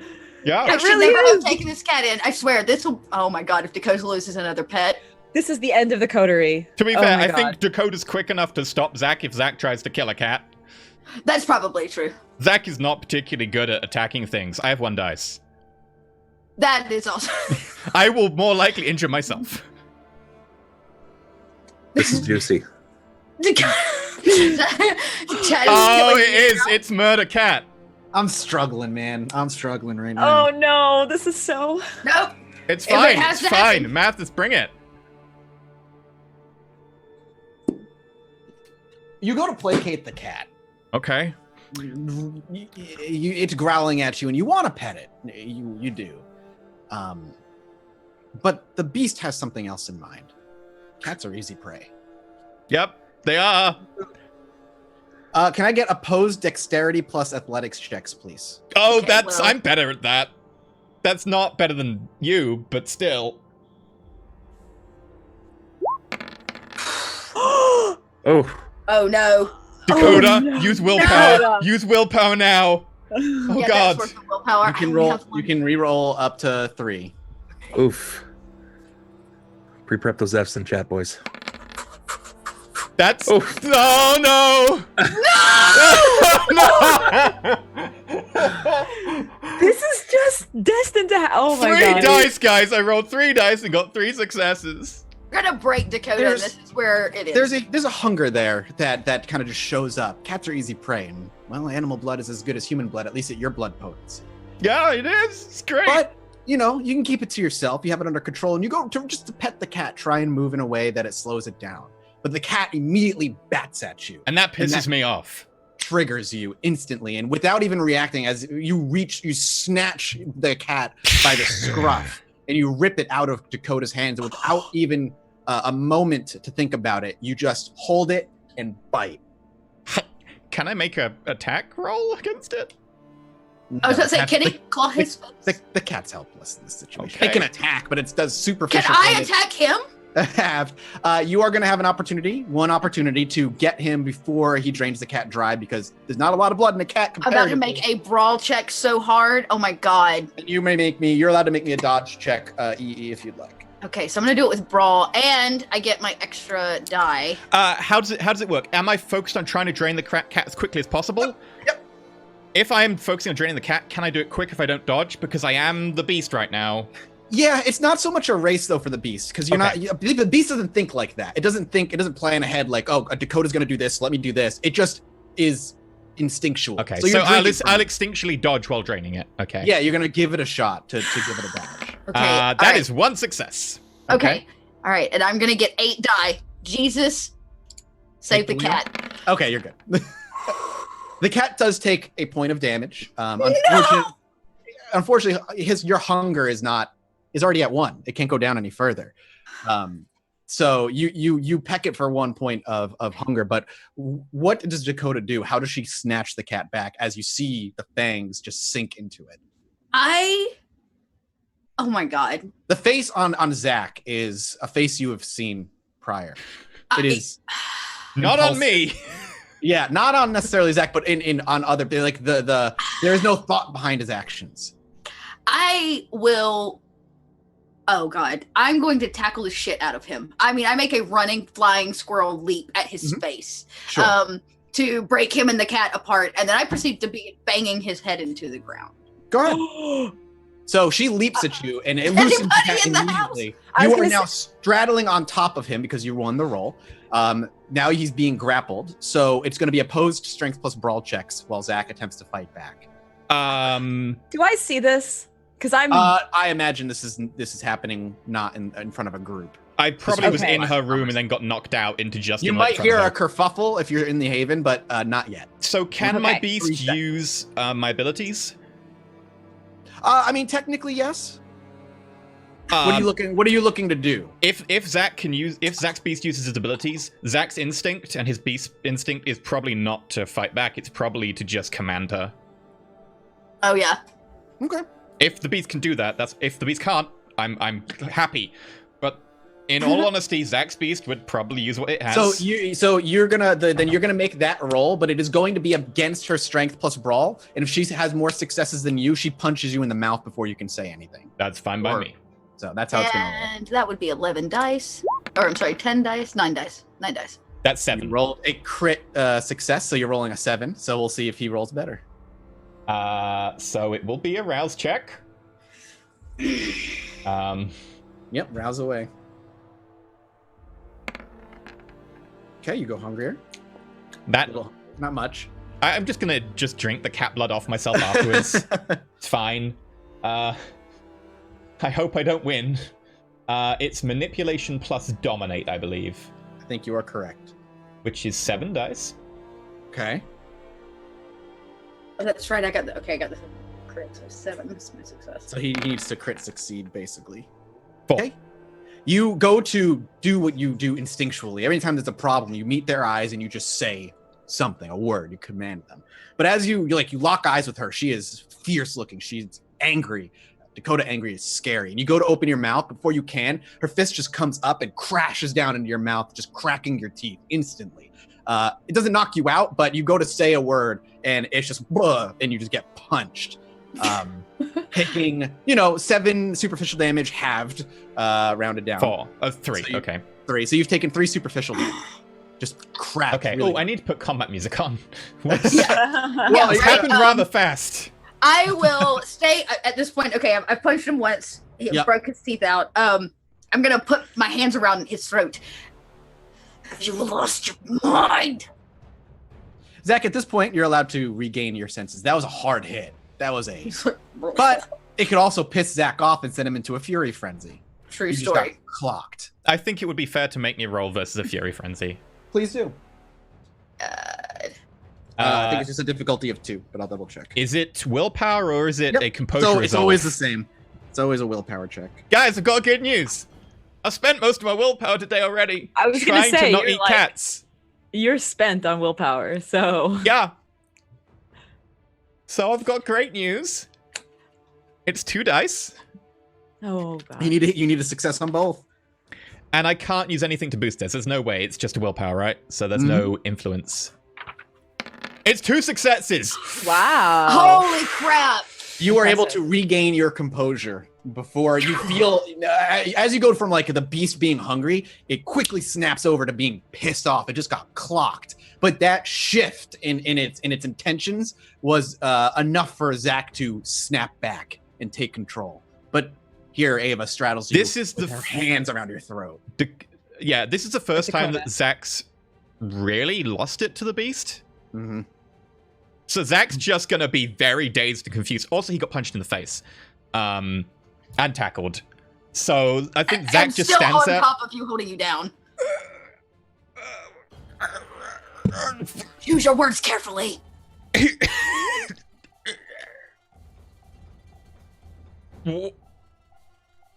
Fucking Ooh. beast. Yeah, you. You were gonna eat Princess Bella. Oh, right. Yeah. I don't need air, but it helps to be able to breathe Yeah, to yeah, use it's the like vocal cords. Speaking. Ugh. You were eating my cat. Yep. Yeah, I remember. Now she's never gonna like you. Yep. That's probably a good thing. Ow. Ugh. Like, Is everything okay, yeah. At this point, guys? It's fine. It's fine. no, it's not. And I like sling the door open. Your brother tried to eat my cat. Technically, What? very true. True. Ow. I go, Ollie! I'm like screaming. I want everybody to know. Zach? Ollie's like walking into the Haven at this point from a night out, and you just hear Ollie from outside. Ollie. It sounds Oh. panicked. It sounds angry. It does not. I mean, it sounds like an emergency. If it's an emergency, then I'll come Yeah. running. The door flies open, and Ollie is with his long gait is quickly marching his way toward you as you see Dakota wheeling out of her room. Ollie! Zach was gonna eat Miss Bella. That it? That's it! She's the princess! You cannot eat the princess. You just screamed like we were under attack. We Zach- were! Zach was attacking the family. I know you've eaten rats and stuff, but why the cat? Look, Zach's already got a Why her penchant cat? for eating cats, don't you remember? You did feed me a cat. It was several, remember. actually. Just don't. No, it's Dakota's cat. Why? You know that thing where you've repeatedly attacked members of the coterie? Me? Me. Oh. Yeah, Yeah. apparently I don't attack members of the coterie. I just attack cats. Oh God. Okay. Okay. Well, you must be How about- fierce at an animal shelter. This, Yeah. friend, we're gonna Dakota? set a new coterie rule. No cats for dinner. That's the thing, Dakota. though. You said no coterie rules. How about Dakota? Don't put the cat in our faces. But From she now on. likes you. She doesn't like. She doesn't like. She any really of us. doesn't like any of. No. We're all like. She especially does not like me. Look, She we're will all not like agreeing me more now. You could have this cat. That's fine. Keep her in your room, and don't shove her in our faces. Was it just a, she was just saying hello. She booped him. Camille booped me, and nobody got mad when I didn't. I'm pretty sure you had a fury frenzy in the hallway. Yeah, but that was post boopage. Okay. Listen, calm down. You attacked the cat, right? And in Did you fairness, retaliate? she did what she had to do which was very fair. I have no problem with that. It's just going to take a little while to get my teeth to stay back in, but she did what Alright. she had to do. 24 hours. That's fine. So or, is and I'm just Princess gonna rouse Bella roll. dead? Yeah, is she okay? I don't know, Princess Bella. I don't When realize you- you haven't checked for the cat. When you when you call for the cat actually does eventually make its way out. It's not purring or meowing. It's actually tending to its little bite mark wounds. Oh, I get one more hungry. Hey, I get one more hungry. You can also wait till tomorrow. It'll heal overnight. I was about to Yeah. say your teeth are gonna come back. Yeah, but Zach wanted to make a point that no harm was done.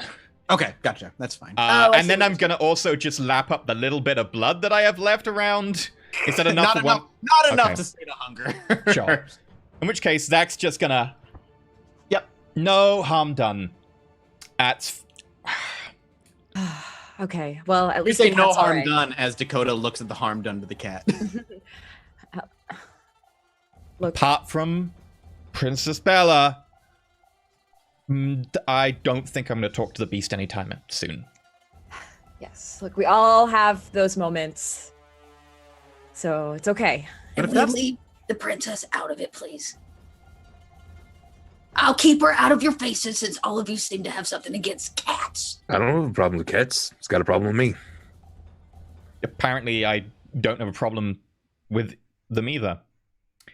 I don't have a problem with the cat. I just have a problem with the flea infestation that's happening. Dakota, I think that you need to take the cat to. What are you talking bet- about, Ava? Fleas don't bite you. You don't have no blood to drink. But it's just the matter of it That's making what the place nasty. Wait, if fleas Yeah, bite you us, The cat- do they become the cat ghoul is fleas? nasty. Is there such thing as ghoul fleas? Ghoul fleas! New weapon. I think that technically could happen, but Oh God. they're not biting you. You're too cold. You're not warm. You give no signs of Yes. It's sustenance. just a matter of it's a grimy cat. And Yep, I'm gonna Not go get right. some... I go to the other room and I get like a bottle of vodka and I just swing my mouth out just repeatedly.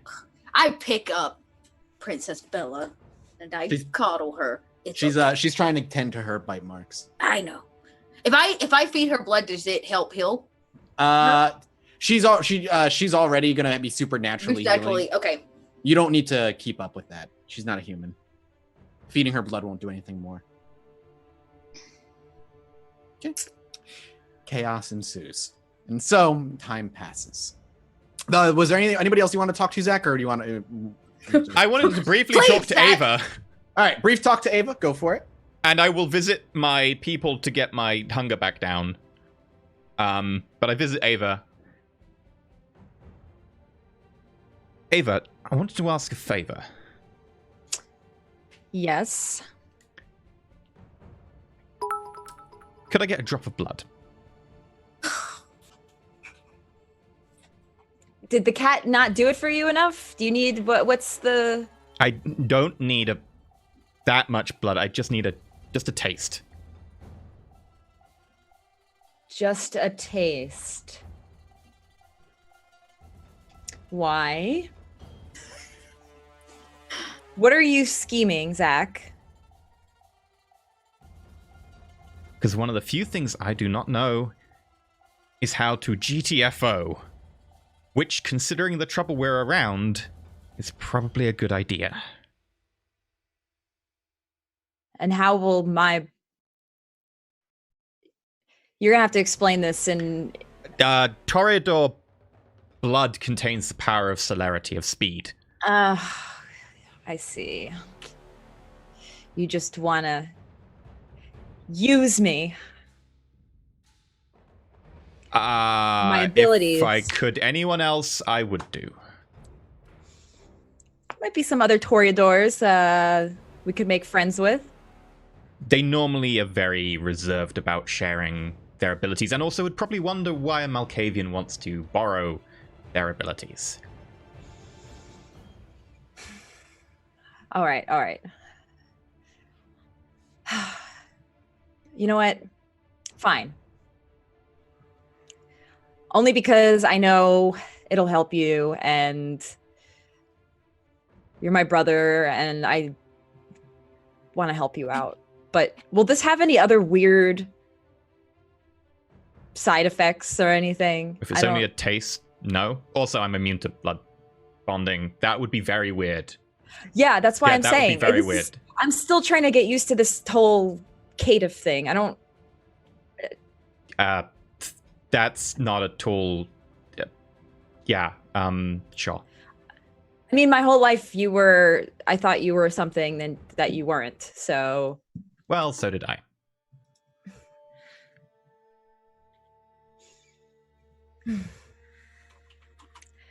Okay. Yeah, it's fine. If you think that if this will help you and it won't make any weird bonds, I trust you with it. And Do you give him a sip from your wrist? yes. Before she does There you that, one thing, probably in future, when someone asks you for their blood, considering there's a Samichi round who can flesh shape and probably look like people, probably best make sure it's me, just in case. Okay. Sorry, I don't have your paranoia. That's one thing I didn't get. It's not paranoia if they're actually out to get you. Okay. So would you give him a sip from your wrist? So what was my first camera that I ever had? Canon. Okay. All right. So are you sure? You know what? All right. Just So you extend your wrist and this is yeah, go you ahead. bite. I'm deliberately not going to take a direct bite from the vein. I'm just going to get a knife and then just immediately go to my tongue. Ava just closes her eyes like, oh god, I don't know. This is weird. I just need a taste, so I draw the tiniest amount of blood I can. I double check. 'Cause I think the rules say only a taste, but I gotta double check. They do say, I double checked earlier. It's I can't remember which section it's in. It's actually in one of the sections I didn't expect to be in. Catives have access to 3 disciplines of choice. These are not controlled. In the cative, we can learn any discipline at the same price, assuming they taste the blood of a wielder at least once and fulfill the standard conditions for that discipline. Yeah. Anyone can do the same. It just costs them more in XP. Mm-hmm. Okay.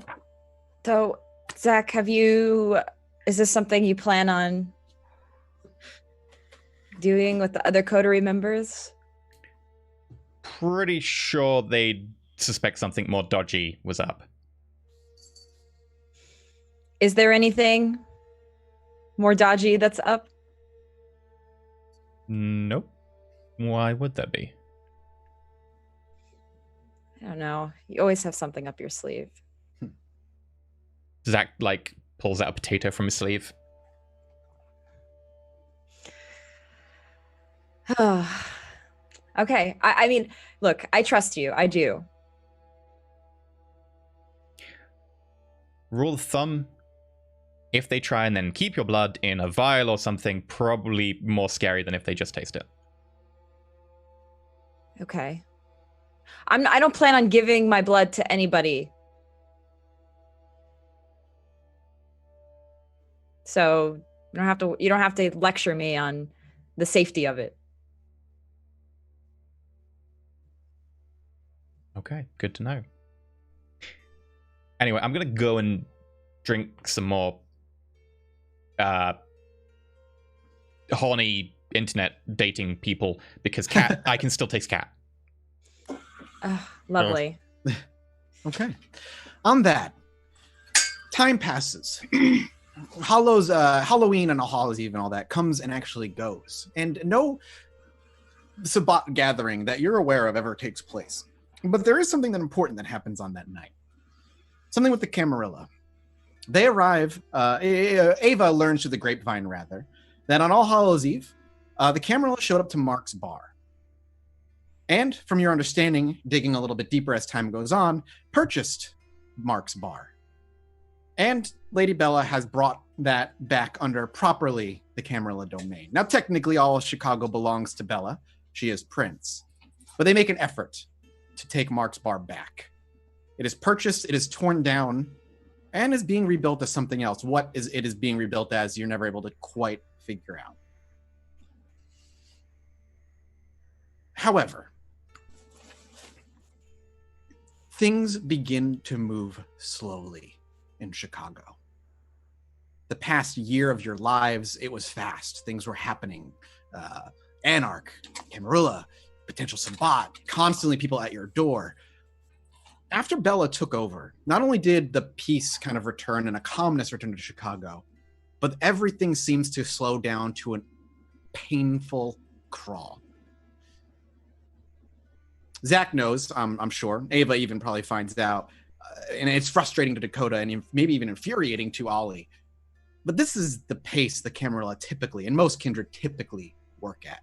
And now that there seems to be a sense of stability in Chicago, everything slows down.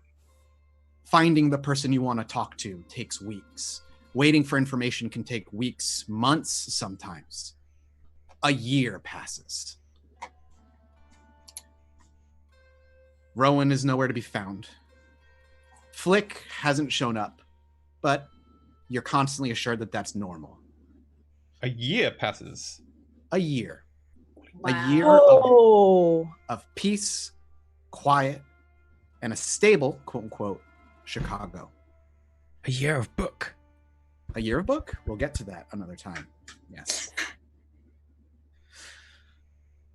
We are now in the following year's November at this point. Winter is settling in Chicago. And we can talk about what you guys did during that year in between our Christmas break, of course. But there is a few things that are important that we must cover. One is, sometime in November, Ollie, infuriated, frustrated, done things that I'm sure we'll talk about. You are officially, or finally, approached by a familiar face. Flick. You're walking maybe through the streets as always, and very similar to last time. First, you hear the clicking, rhythmic clicking, and then as you look in that direction, you just hear, Ollie. I make haste. He, as like last time, walks away. You follow back into the sewers. But this time he doesn't start talking right away. He walks and leads you elsewhere until eventually he finds another manhole he climbs out of. And as you follow him, you're towards the coastline, actually, of the lake, of one of the Great Lake there. And there's not like anybody here. He eventually walks over to a shack on the road, a rundown little wooden building. He opens the door and kind of nods for you to come in. And as you enter, he shuts the door and it's just a barren, small ass little shack. And he's like, away from prying eyes, as promised. Mark. Information on Mark. Fanatic. Anarch loyalist to his very core. Last I see him, he come to me looking for information about outside Chicago. And he continues to click. Desperate, worried, concerned. My job was to help him understand Nosferatu clan, operate both sides, loyal to Camarilla, but important to get information from Anarch. Only way to do so, work with Anarch, trade information to Camarilla. Mark, looking desperate for a point to attack Camarilla, to leverage something, looking for a book that would help him. Never found a book. Got angry, desperate. Come to me many times, looking for out, looking for something. I do best to help him. Rumors of something happening beyond Chicago. Magics, maybe. Do you know about the wizards? No, I don't. He rolls his eyes and sighs heavily. Long story. Mortals that use magic, like Tremere, but no need for blood. Dangerous. Not sure if that them, but echoes of stories beyond Chicago. Rumors of trade, open trade. Give help if they give a payment. I don't know what that payment was. I don't know what it is. That's last time I saw him. But I come with something else as well. A boon the Camarilla owes you. Your coterie. They look for your boy? My son, yes. Two interconnected. Discovered. I bring Camarilla information. Consider boon repaid. Mark has your child. He, from understood, looking to trade child for leverage to fight Camarilla. Not for you, not leverage against you. Frustration. You fail him. Now he takes what he believes you owe him and use it. Where is Mark? North Chicago. He leave long ago.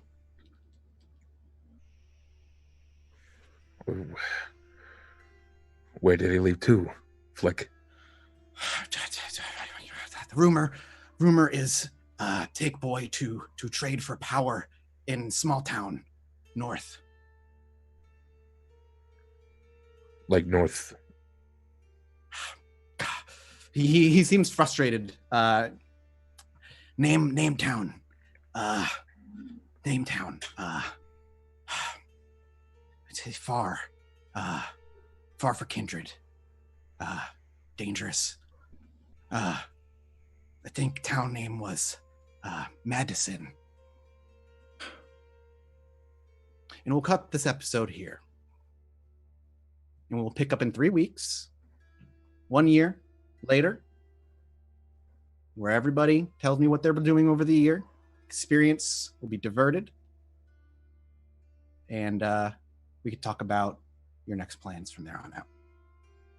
Consider your boon repaid from the Camarilla.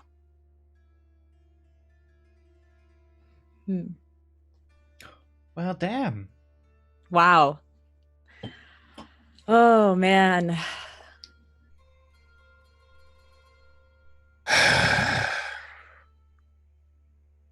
And also, technically, we didn't double-cross Mark.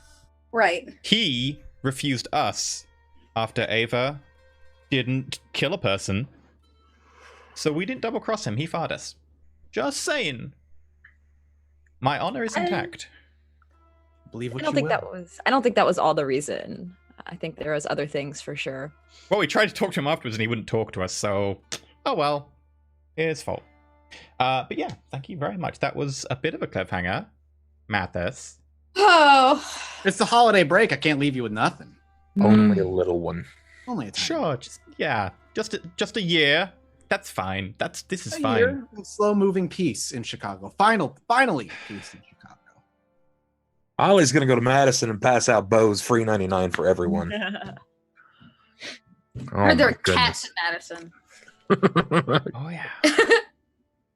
So, thank you for watching. There is one final show before the break, which is tomorrow, Stargate Horizons, the continuation of our Viva Las Vegas episode, where we went to Vegas for some reason, and then 2 of our members have been kidnapped. Because, that happens in Vegas. It's probably mark of a good night. Anyway, so thank you very much. You'll be supporters over at Patreon, all that jazz, Twitch. Thank you very much again to Draco Malfoy for supporting this episode. It was not cursed. Probably. It was cursed. Okay. That bestial flail was still. That was cool. That was fine. Caused That's a lot of normal. drama. Yep. That's... Yes. I just wanted the kitty to love me. I just wanted to like me. I'm just, I'm not getting animalism anymore. I was going to get animalism. Screw it. Going a different route. At the beginning of next episode as well, I'll have for all of you the new redistricting of the city. The redistricting happening during that year. She reassigned domains and the like, and I will let you all know. I will basically give you a list of who owns what part of Chicago. And do we own more? Yes, you will actually own more. Yes. Oh shit. I would like to thank my sister for that. Yeah. Your domain is essentially going to extend by a block or so. Cool. Nice. Good size. Right, yeah. In which case, thank you very much, Ava. we'll be back. I think I have the date here somewhere. Let me just pull it up. On January 26th.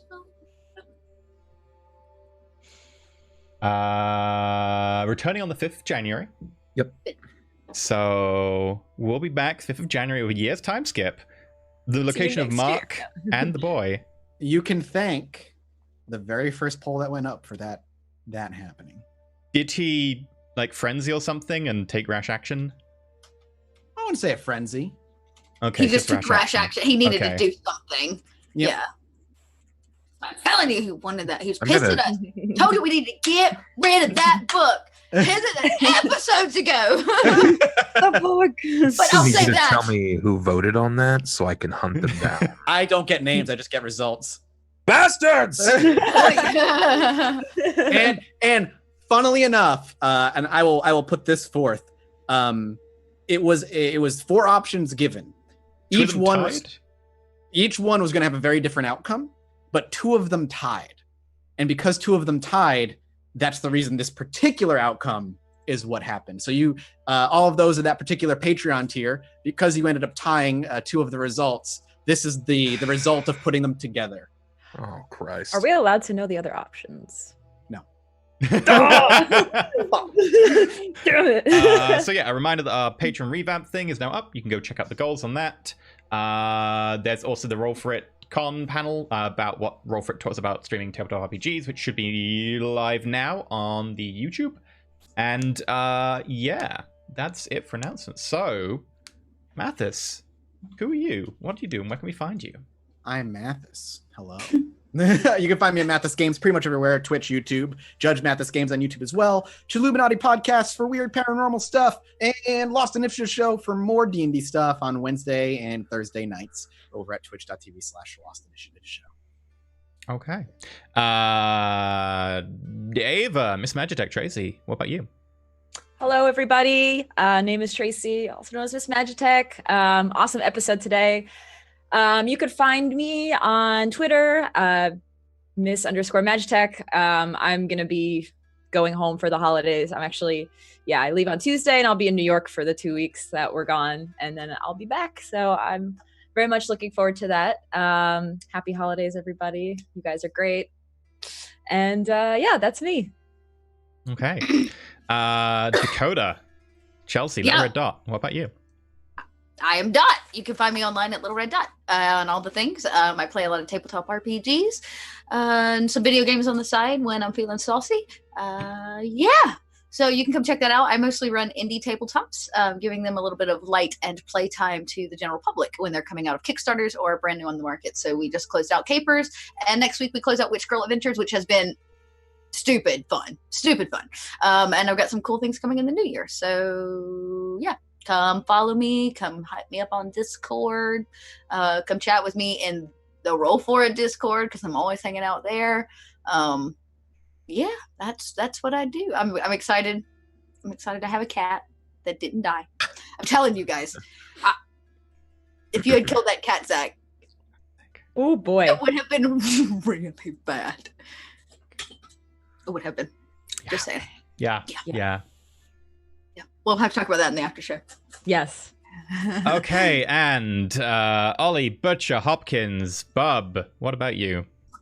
Hi guys, I'm Bub. I'm sure most of you know me, but if you don't, you can find me all over the internet as the Bubbernaut, sort of like the Juggernaut, but B-U-B instead. I do a lot of tabletop stuff, currently building for the Return of Carrying Crown, which is a Pathfinder adventure in January, middle January. I will be launching another Pathfinder adventure called The Mummy's Mask, Adventures into the Half-Dead City, which is an Egyptian adventure. That will also be launching in January.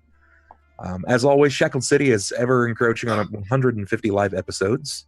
Wow. Yeah, it's we're doing work. I'm currently writing a Palladium game, if you're familiar with the Hero series, and Vampire the Masquerade story of my own. It's going to take some time, but I see some madness in the future. I also do various gaming on the side, and it's just a great place to be. So come find me at twitch.tv/thebubbernaut, or literally anywhere. What about Tumblr? Well, since they actually took down all the lewds, you're not gonna find me there anymore.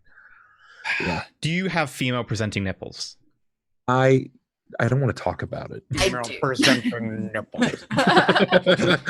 Oh, and EE, tell us about you. Who are you? What do you do? Where can we find you? Not on Tumblr for the aforementioned reason. I'm Anti-Realism. You can catch me on youtube.com/Anti-Realism, where I play little strategy games, space games. Currently playing Battlefield Gothic Armada 2 beta, RimWorld, Stellaris, Mechanicus, and a few other things. You can also find me on twitch.tv/Anti-Realism. I'm going to be doing a little bit more chill streaming as well, which is going to... Suggestion.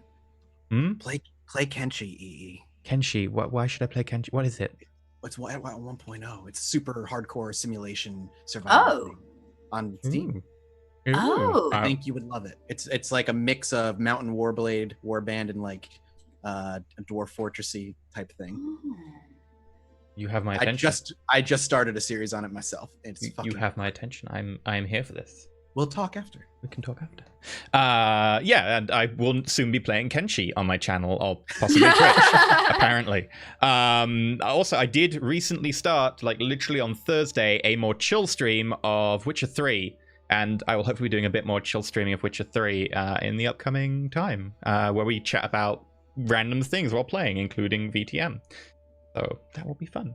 Also, before it rolls away, I think it's safe to say every chat that I've been in associated with everyone in this game so far, every time we show up in each other's streams, it's almost constant that we talk about this game. This show gets talked about all over the place. All over. That's good to hear, though. Yeah, like every time I'm in another person's stream, even like I'll be in Josh's stream, and it's constant. Yeah. I spent a lot of yesterday talking to Josh about Saito and Zach. So, but yeah. So, with that, feel free to check the YouTube. Check out Stargate tomorrow. But I'm gonna have a quick look in case we got any tips. I know we got a lot of bits and gifted subs, so thank you very much for all of those. Yeah, the gift bombs are crazy today. Yeah.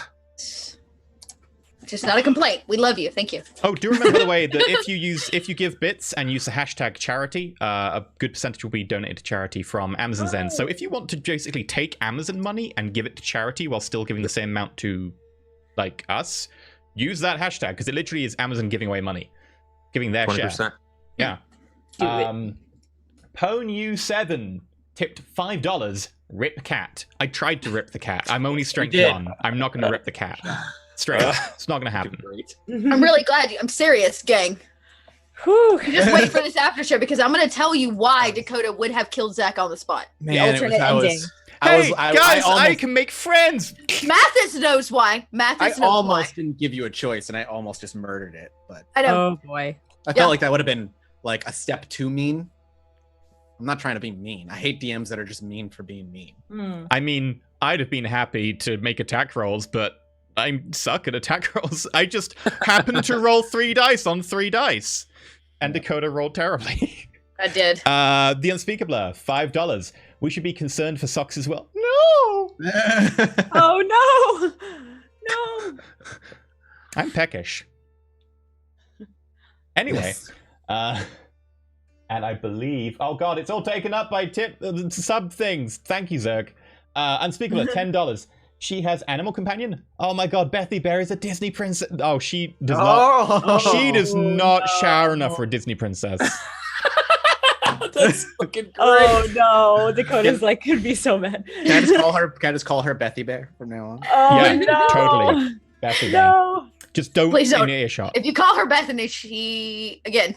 You guys just finding those Dakota triggers, and you're like, Yeah. Like seriously. her cat? No, no, no, no, Like- no. killing animals, calling her Bethany, Killing calling animals. her stupid.